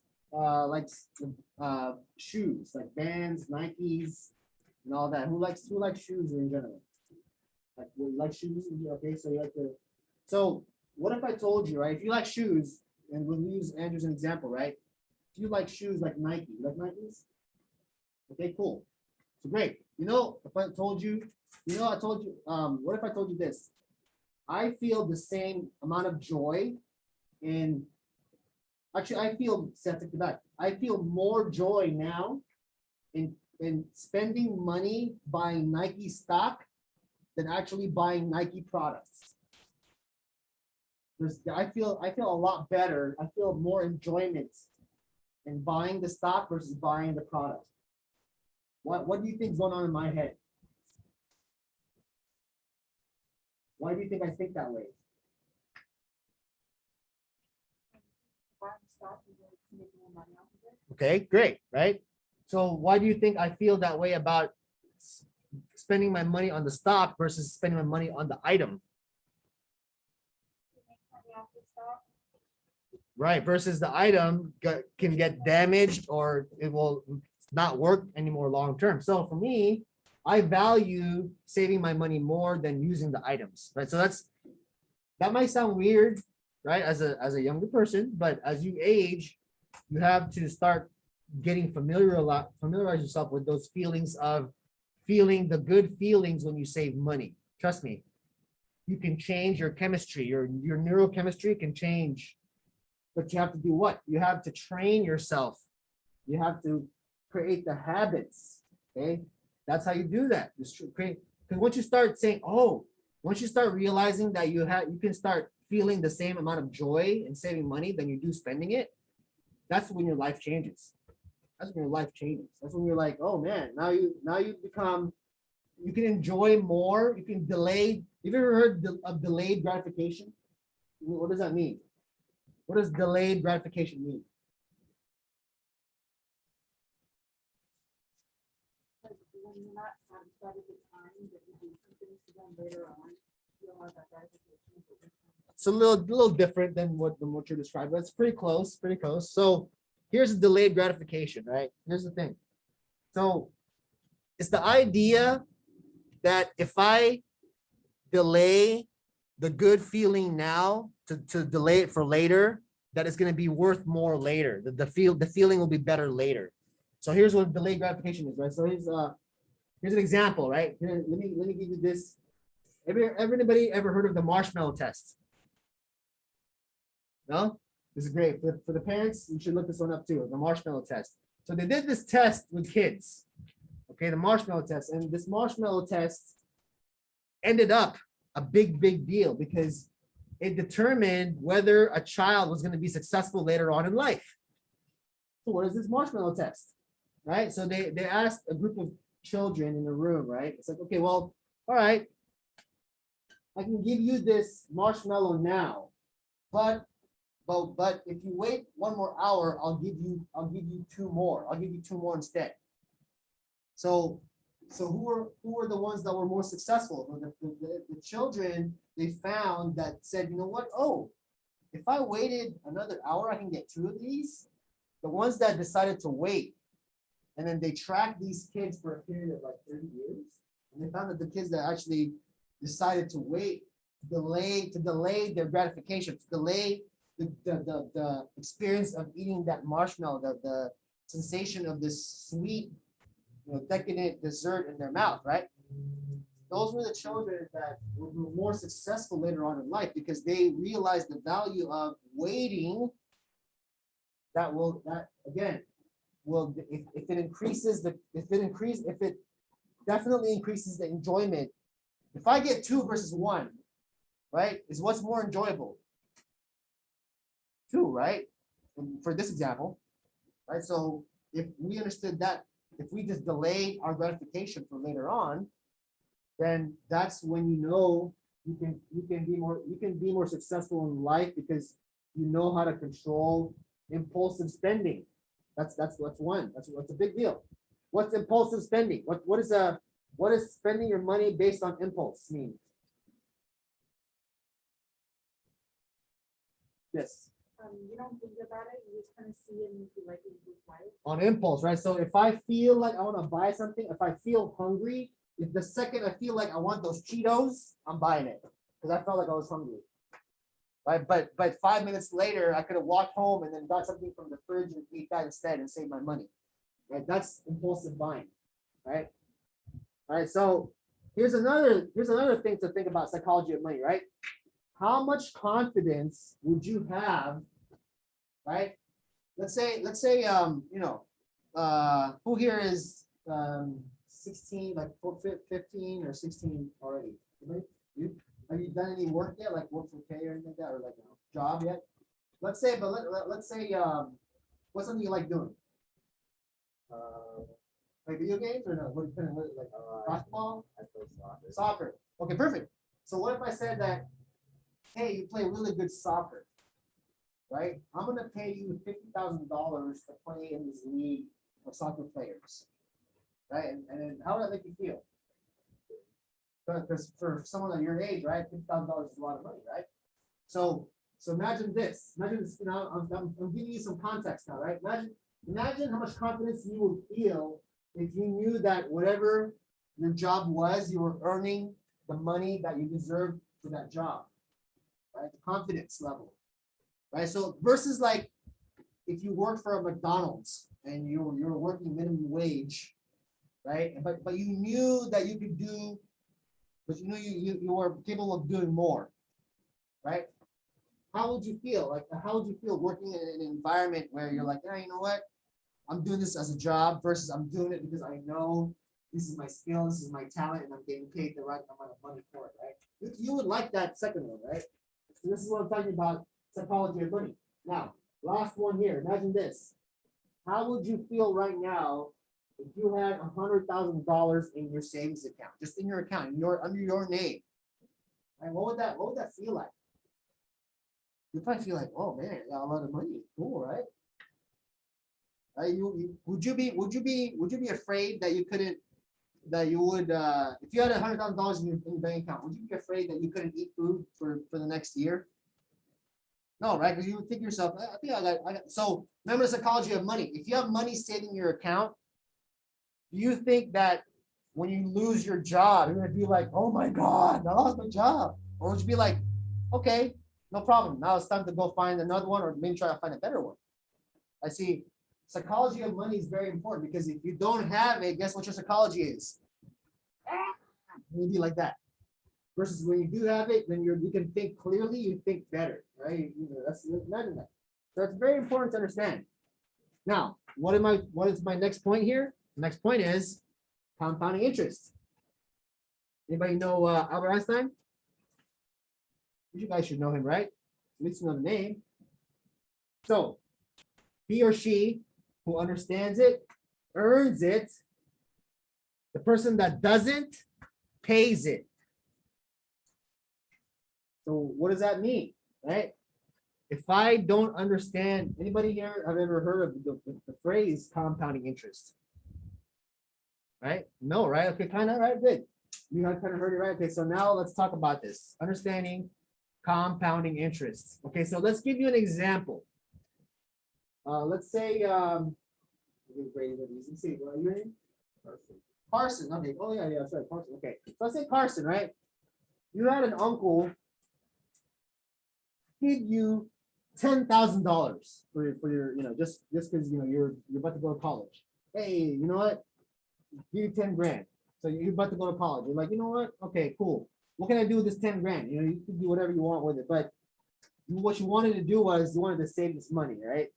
And you were thinking about, you know what? How can I double this money? It's $10,000, right? So here, anybody ever heard the rule of 72? This ties into compounding interest, the rule of 72. So you get whatever interest you earn, right? If you divide that if you take that interest and divide that by the number 72, that's how many years it'll take to double. Okay, so first example here, right, is if I give you 1% of interest, how long will it take for your money to double? If I give you 1% of interest, how long will it take? The answer's on the screen. It takes 72 years to double, right? So by the time Carson is 101, let's say you're 20, how old are you? Actually, today you're 29. Today you're 29. Let's make that another assumption, right? So 29. So by the time Carson becomes 101 years old, he'll have 20 grand. Does that sound like a lot of money? In 100 years, in 72 years? Probably not, right? That's not very great, right? So how about if I increase the interest rate you earn? Let's say like give you 4%, right? How long will it take for your money to double now? How about if you divide 72 by 4? How many years is that? So your money is now doubling every 18 years. Okay, great. Now, so at 47, you'll have 20,000. At 65, you'll have. So that sounds better, right? But if I retire at 60 with $40,000, is that a lot of money? $40,000? Do you think I can last living for a whole year with $40,000 in California? Probably not, right? Okay, so that's not good either. So what if we give you, instead of 4%, 6%? How much now? How long is it gonna take for your money to double now? Every 12 years, right? So here's the last one I'm gonna give you guys. What if I gave you a 12% rate of return? What will age 65 look like? How many dollars will 65 look like? Will it be 80,000 times 2?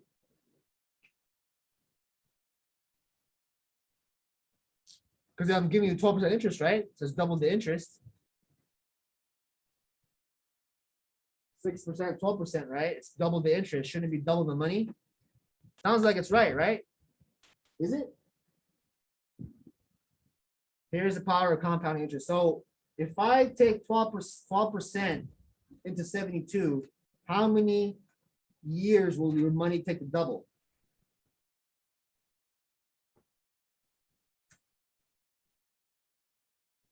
So it's going to be every what? 6 years. So if your money doubles every 6 years, give me a guess. How many dollars will you have at 65?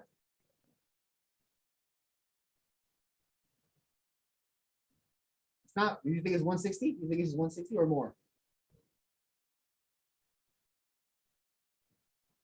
More, right? Well, how much more do you think? Throw a number out there. Well, 8,000 is already there for 6%, so that's not. It's going to be higher than that.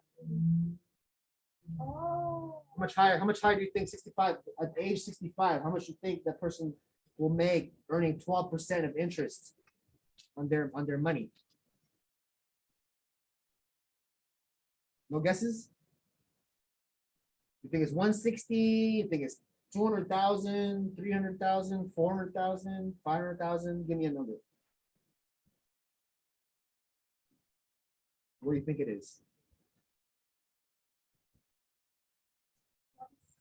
You think 160? Okay, well, okay, I'll take that as a guess. 160. Anybody have another guess? I'll give you the number right now. No? Okay. So here's how much you'll have at 65.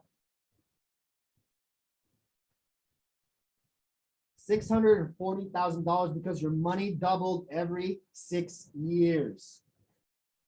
So follow me on this, right? So you see that there? So 29 to 35, 35 to 41, 41 to 47, right? 53, 59, 65. So that's the power of compounding interest. So remember that. So what you want to do for yourself is try to find high yielding interest accounts. Sure, those exist. Or you can invest in the stock market. Okay, that's another way to do it. But when you invest in the stock market, you have to invest what I said earlier, dollar cost averaging. You got to put money in consistently every week or every month or you got to do it consistently. Every month should be a minimum. Right? Should be something every month. Here's an example. I started putting away $5 a week in 2018. And then I increased it to like 20 a week, 30 a week, 40 a week. Now I put in about 300 a week to my investments. Right? So that's what I'm telling you, right? I've shifted all my spending away from stuff I don't need to stuff that what gives me the good feelings is if I put money away into something like stocks. And I'll give you a couple of examples. When I get to the stock example later on, we'll talk about that. What time is it right now? 7:44. Okay. You guys are okay? You guys need a little breather, or you want to just keep going real quick? We'll finish this up. It's like 8:30 we'll be out of here. I gotta go over the rest of this stuff for you guys, right? So compounding interest. Number 4, saving versus investing. Okay, at the end of tonight, guys, when you guys are done, I'm gonna email you guys all of the slide deck for you so you can view it at home. So you can take a look at it, right? So you can use this as a resource. So saving versus investing.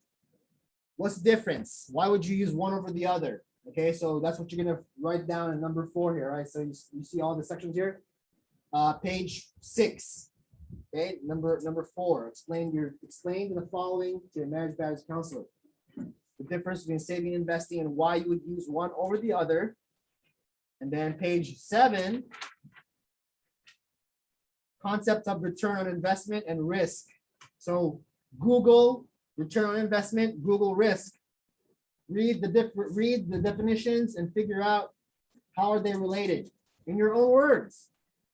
Okay, that's what I want you guys to read. Okay, again, if you have questions, you can always ask me, no problem. Or you have your parents, I'm sure they wouldn't mind if you ask them to, because I'm sure they'd want to know, they want to give you some of their feedback. Okay, so you have all those sections. Talk about simple interest, compound interest. I kind of gave you an example now, right? You can kind of take it from there, figure it out. What are the concepts of diversification? What does it mean to be diversified? Okay, and then saving for retirement. Very important. Okay, so what's important there? Okay. Now we're at investment vehicles, and this is where I gave you the stock exercise. Now that's for next time. That's when we come back. When we come back, I want you guys to have that filled out. This stock exercise, I gave it. Everyone's got one, right? Stock exercise sheet here. Right. So this is something that I want you guys to use to help you guys answer some of these questions here too. Right, but here's a stock exercise, right? And then, so number 5, page 8, there's all these different kinds of vehicles, right? So common stocks, mutual funds, life insurance, a CD or a certificate of deposit, it's called, right? Savings account and a U.S. savings bond. So I want you guys to research what that is and write the answer in your own words. Don't copy what the definition is from Google, because I'm going to know you copy the definition. When you write, whatever you write down, if it sounds like you copy the definition, it's going to sound like it. So make it in your own words. And I want you to be able to process what you read and tell me how you understood it. Okay, you follow me on that, right? So the thing with this stock exercise right here, right? So just pick the stock and then answer the questions, right? What's the stock ticker? What's its ticker? Right? You can look that up, understand what the stock ticker is, and then why would you want to invest in this company? Right? Is it something that you wear? Is it something that you use? Is it something that will be around in 20 years? Right? Put that answer. How did the company perform? What's YOY? Anybody know what the YOY stands for? If you don't, it's okay. I'll give it to you. YOY stands for year over year. Right? So 2019, 2020. So what do I want to know? Did they get better or worse year over year? Okay. Represent your answer as a percentage. Closing price, whatever day, like pick a day. Whatever day is you pick. Oh, today's closing price. Okay. Okay. This is the 1 day change. 52-week high, 52-week low. All right. So you got that. And then what is the future for this company? Right? Does it look good or bad? So read some news on it. Read some news reports. Find out what you can, and then here's some understanding stock trading stuff. This is kind of like bonus, right? I want you guys to kind of, if you're interested, go ahead and look these up, what these mean. Day trading, swing trading, options trading, dollar cost averaging. I put it in there, right? So you can look that up. Anybody know what a hodler is? So you see that those are some things that you want to figure out what those mean. What is bullish? What is bearish? What is a put? What is a call? Right? Some of those things that would be good to know. And then any questions as a result of the exercise, you can write down there. Okay, so that's the stock exercise number 5. Number 6. Oh, okay. So what I put here on the slide here, right, is if you look at this is more for just show actually, but I wanted to really show you this. This is more of like a, if you look at the bottom there, it says Gold and Silver Investments Limited. So this is actually a company that suggests this is a investment pyramid, meaning to say, how much of what you should have in your portfolio. So that's why I put it there. So that's just an investment vehicle. So that's number 5. Number 6 is a lot of it is related to insurance. Okay, so what does insurance do? What types of insurance do you need? What insurance is required by law? Right? What other kinds of insurance are out there? So it says automobile, health, homeowners, whole life and term life. Yeah. Answer those questions and tell me in your own words what they do. Okay, so that's number 6. Number 7. Can I borrow some money? No. What are loans? What's a loan? Borrowing money, right? So what is interest?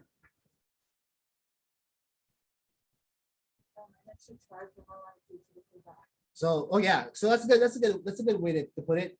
So interest is just how much I need to pay to have the loan. How much do I need to pay to borrow the money? That's what interest is. You can think of it that way.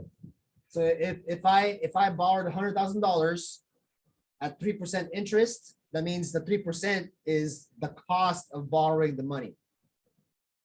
Right? So that's how much I have to pay over time to borrow that money, the $100,000. Right? So that's how banks can also make money, is they loan money out, right? So discussing the true cost of a loan. So we'll get into that, right? So how does your annual percentage rate tell you the true cost of a loan? So answer that question, right? You can even Google the question. Google the question, read the answer, and then write down how you understood the answer. Not just write the answer down as you see on the screen. Okay, so calculate it. So cost of pitfalls, credit reports. So you got to answer. So if you look here on page 10, no, not page 10. It's on page 11. So it talks to you about what are the costs and pitfalls of using the financial tools.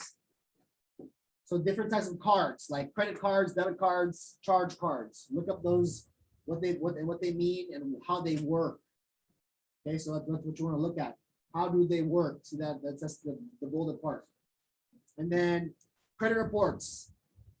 How can they affect your ability to borrow? How do credit reports work? Okay, you want to answer that question. And then personal responsibility. How does personal responsibility affect your credit report? So so you want to put quotes on that, personal responsibility. And then type in credit report, personal responsibility, credit report. And then you'll find something that talks about what personal responsibility means as it means on your credit report. Okay, so I want you to answer that. Look it up. Ways to reduce or eliminate debt. Okay, so you can write down bullet points of what you think of ways to reduce or eliminate debt. Well, stop spending, make more money, pay off your loan, pay off your debts, right? So figure out ways to reduce or eliminate debt. Okay, so write down your methods, right? All right, number 7. Number 8, time management and scheduling. So this is another one of those sections that are kind of, what's the word I'm looking for? Cumbersome, or just if you don't understand it, it can really bog you down in your progress. So number 8, writing a to-do list of tasks or activities. So this is actually giving you directions, right? So A, write a to-do list. B, make a 7-day calendar schedule. C, follow the 1-week schedule you made. And then D, review your to-do list. Right, it's asking you to do a daily journal. So I'm okay with you not having to necessarily like do a journal, but just keep a notebook of what was effective. Did what you planned and how it unfolded? Was it pretty close, or were you really off?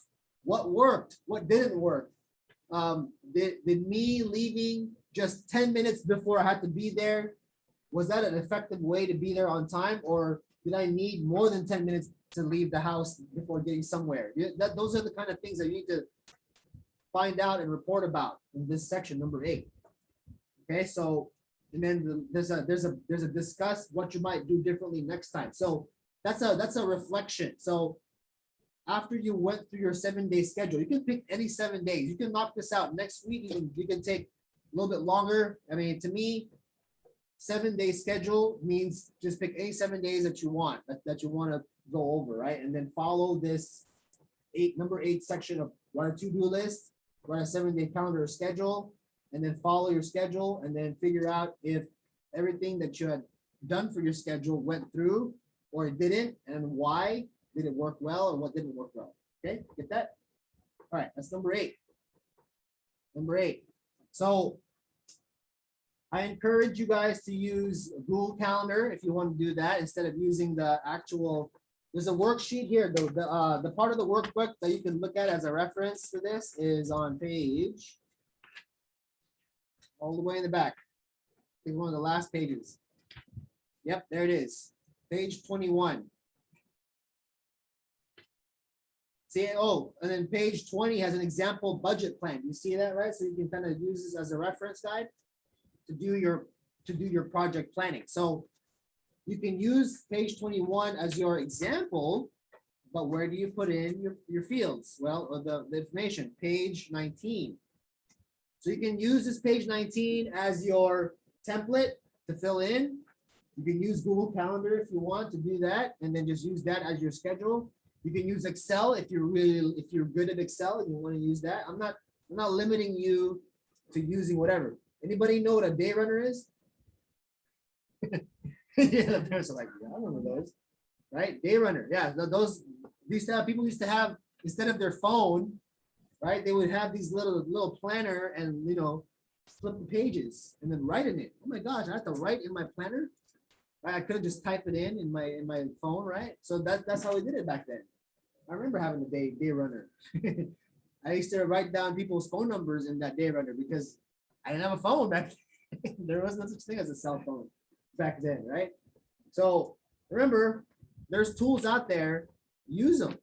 Because if that's what you're going to use in the future, you might as well play with it now, right? Don't wait to use it in the future. Use it now. All right, that's number 8. If there's no questions on that, I'll move on to number 9. All right, number 9. This is going to be planning project management.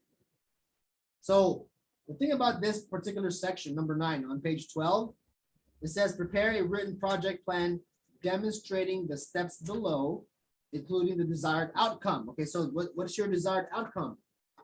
Whatever it is, right? So what I did here, right, what I put here is what do you want to plan in the near future? Do you want to plan a camping trip? Do you want to plan a trip with your scout buddies somewhere? Do you want to plan a trip for a hiking trip or whatever? Sure, anything that works project wise, it doesn't even matter. It could be a birthday party if you want. It could be a birthday party for your toys. I don't know, whatever, something like that. I know I made something kind of obscure there, but that's, you can project plan whatever, but make sure that it makes sense, right? Again, I don't mind, what kind of, because it says here, look, read the rest of this, right? It says this is a project on paper, not a real life project. So you're not actually going to do the project in real life. You're just going to plan it, right? You're gonna plan it. So examples could include planning a camping trip, developing a community service. Oh, even better, develop a community service project.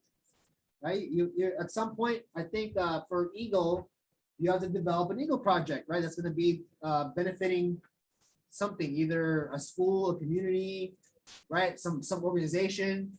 So you could probably start planning that out if you want. I don't mind, right? Or creating an annual patrol plan with additional activities not already included in the troop annual plan. So if there's anything where you guys are starting to plan for your troops activities, or it says troop, yeah, then you can start doing that. That's fine. So define your project. What is your goal? What are you trying to accomplish? And then a timeline. So what do I mean by a timeline, right? Start dates and end dates. Now, if you're going to use, if you're going to do a timeline, right? Try to stay away from just putting like month 1, month 2, month 3. I want you guys to actually, hey, look, let's start this, July 2021, and then this date, this date, this date. Get in the habit of using actual dates for projected dates. That way, again, it's you. Here's the reason why I say this in real life later on, right? When you plan something like, okay, so I started this in June, and by October I'm gonna do this. But what happens in October? Like there may be some events in October that will conflict with whatever you're doing. So instead of using month 1, month 2, month 3, you're using actual dates, because now you're going to relate that to what actually happens in real life. Okay, so that's why you want to do that. You don't want to use, like month 1, month 2, month 3, because it removes some actual events that may conflict with whatever you're trying to do. Then you may have to stop doing it because now there's something else we got to do because we can't do this now. So that's why you want to use real dates. That's again, get in the habit of that. So that's 9. That's page 13. Describe your project. What is your project? What is it you're trying to accomplish? Develop a list of resources. What do you need to make sure that you can be successful with your project? And then a budget. Developing. So I need rope. It's going to cost me this much. I need this thing. It's going to cost me this much. Again, develop a budget. And then, we need this thing. We need to buy this from somewhere, and this is only available during this time. That's part of your budget. You need to be able to describe, just because you need something, just doesn't mean that it's going to be available whenever you want it, right? Maybe it's an item that you can't get until a certain time of the year. So that's what you need to include in your budget too. Try to be as complete as possible when it comes to a budget. Okay, so for your project. Remember, you're not doing the project, you're just thinking up or planning a project. So that's a very important aspect of it. Now, here's also where I put this on the screen. It says you can do something you've already done or are very familiar with. I don't mind that. The goal is to learn new skills by applying the new tools you are learning in the process. See what I'm saying? So even though you've done something again, but if you're using different tools in the process, that's what I want you to really get familiar with or learn, are those new tools you're using. Okay, so timeline, so making a timeline, right? So you can look that up too. Figure out what kind of tools do I have to create a timeline of this project that I'm trying to accomplish. What am I trying to accomplish? But first, start with why. For this number 9, start with why you're doing it. Why am I doing this project? What am I trying to accomplish? Am I trying to do a community service project? Am I trying to do something good for the community? Am I just trying to do something cool with my friends? And it doesn't matter what it is, but start with why you're doing it. Don't just do it to do it. That's a waste of time. Don't just do things because someone told you to do it, or someone said, oh, we should do this. Why are you doing it? Make sure you think about that. Okay, so what is your project trying to accomplish? So here's a question that you want to ask. What kind of impact would the results of the project make? What is it going to do at the end? Right? Is it going to create change? Is it just going to create trash? Is it going to create a positive impact? Am I going to help people? Are people going to appreciate what we're doing for them? Whatever it is, right? That's number 9. All right. And then number 10 is a fun one. I promise. Right? What's in your future? All right. So you got to choose a career that you might want to enter after high school or college graduation. Right? So career doesn't not have to be limited to jobs that are out there, right? If you want to go to Mars, I mean, you can write that down too. That's not really a job, right? Yeah, that's more like a discovery and it may be interesting, but then there's a lot of challenges with that. But again, what is it? What does he want to do in the future? Discuss with your counselor the needs, the qualifications, the education, skills, and experience. So beyond what you want to do, right? Here's what I suggest. Go to job sites like Indeed.com or Glassdoor.com. You guys are familiar with those websites yet or no? Probably not. It's fine. But you can go there, right? What are you trying to look for? What are the core qualifications? Right? So qualifications. Education, skills, and experience needed for the career. Right? And then what kinds of certifications are good to have for the career? What kind of degree will be needed? Right? So, and then you're also going to look at potential costs, especially if I'm going to a certain school. What's that going to cost? You can just Google all this stuff. Everything is really easily searchable. You might, I mean, if you like Alexa, you can ask Alexa, but you probably want to do it on Google so you can actually save the information that you're seeing, right? So now here's some questions for you. This is some real stuff that happens to everybody in the future. What happens when you become disinterested in the career you get a degree in? Oh my goodness. Have people done this before? Yeah, people that like, I got a degree in political science. I'm like, what am I going to do with this degree? I don't want to be a politician, right? Or what am I going to do with this degree? I don't want to be a police officer. I don't want to be, right? So what happens to people that have a degree in something that they're not going to do a job in? You got to find something that fits. Because guess what? You don't want to go back to more school and have to start over again, right? So people need, that's why it's very important to decide, at least with the certainty for the time, that you're going to want to do something and pursue it most of the way through. And that's why you want to try stuff when you're younger, because there's less commitment. That's why you want to do as many merit badges, because you don't have to spend many years into figuring out if you want to do this or not, right? Merit badges are a great way to be exposed to something that that you may want to do, maybe not, right? So that's what I'm saying. Keep as many as you can of those. So ask this question for yourself. What's the importance of knowing what you're interested or passionate about doing before going to school for a degree in it? What are the costs of changing your mind? Right, so think about that. That's, what are the costs? Not just your money. What else is the cost? Remember, what did I tell you guys? What's the cost? Your money or your what? Your time. You can't get time back. So if you waste your time, if you quote unquote waste your time in a degree you don't want to do, in a job you don't want to do, then what, right? So what's the best way to prepare yourself to have the best chance to get a good paying job when you want it? So you get yourself some marketable skills. So what are some good marketable skills? Being able to communicate, right? Public speaking. Put yourself in a position where you're talking to people more. Those are transferable skills, right? So people say, well, what do I need math for, right? What do I need calculus for, right? But what about those people that have to figure out how to, cut certain shapes in the road, right?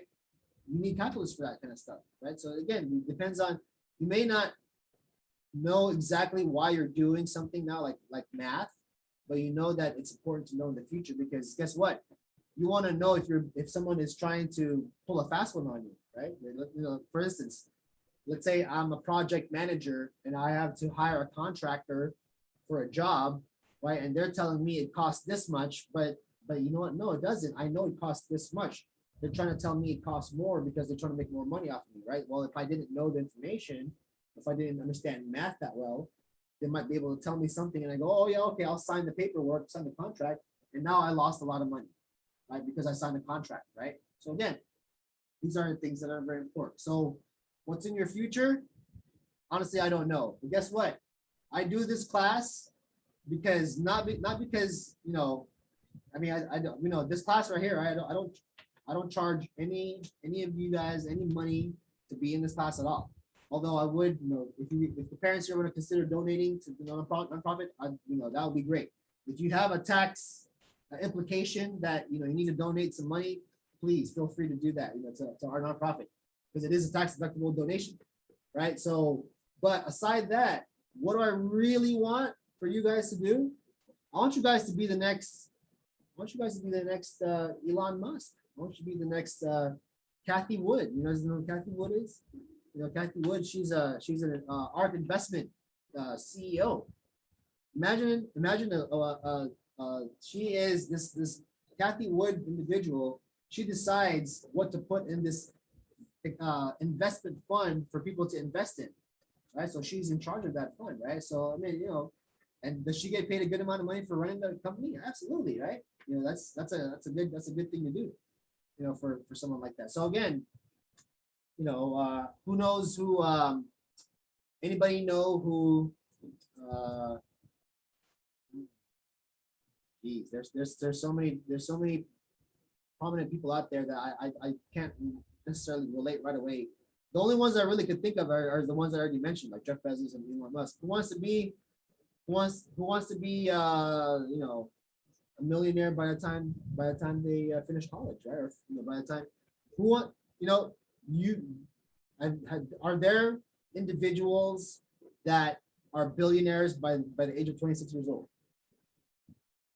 Yes, there are.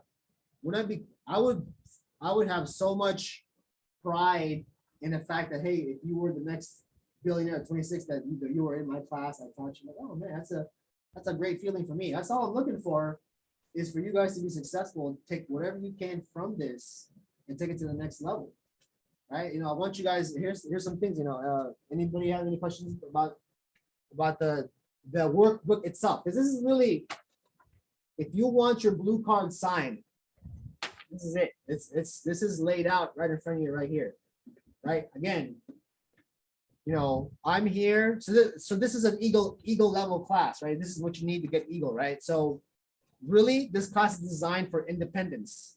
What do I mean by that? Well, it's up to you. Like, I'm not gonna be calling you, hey, did you do section 1? Did you do section 2? Did you do?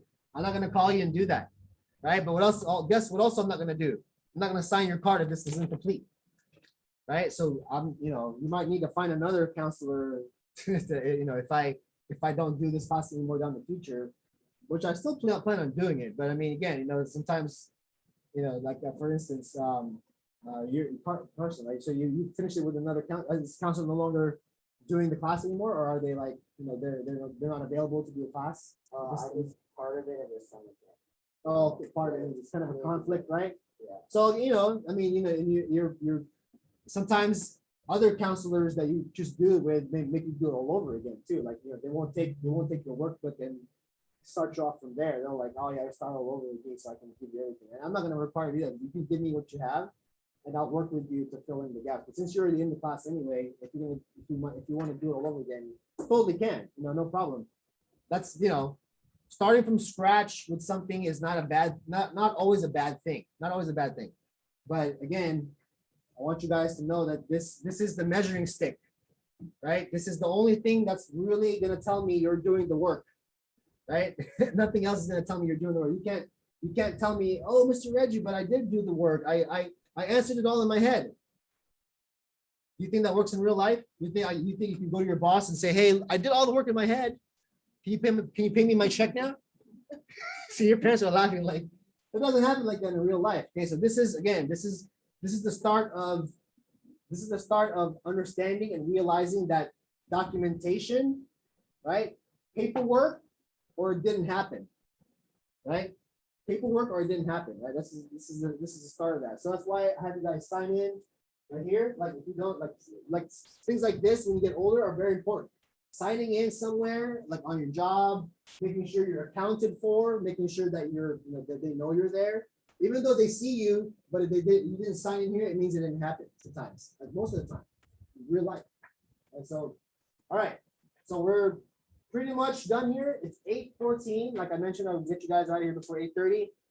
If there's no more questions, well, first of all, I shouldn't say that. Are there any questions? I don't want to shut anybody out. Any questions on the workbook at all, or anything I've covered so far? None? Well, I mean, if you guys are good to go, if you guys have no questions, then feel free to have a great rest of your evening. Enjoy your summer, because this summer is in full gear, right?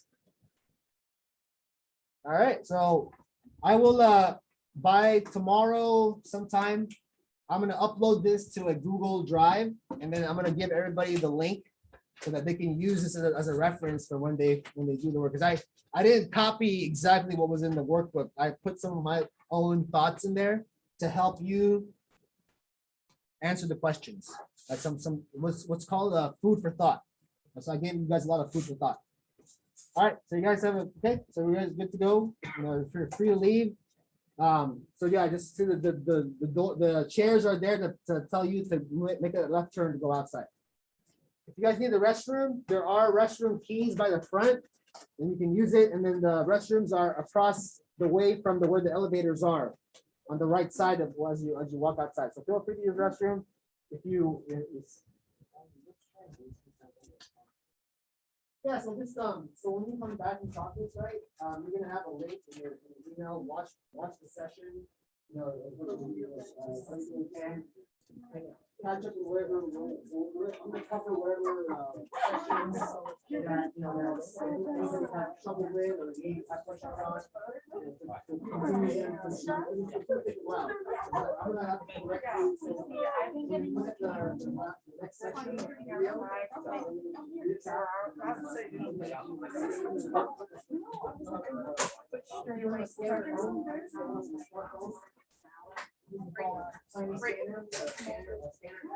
Thank you.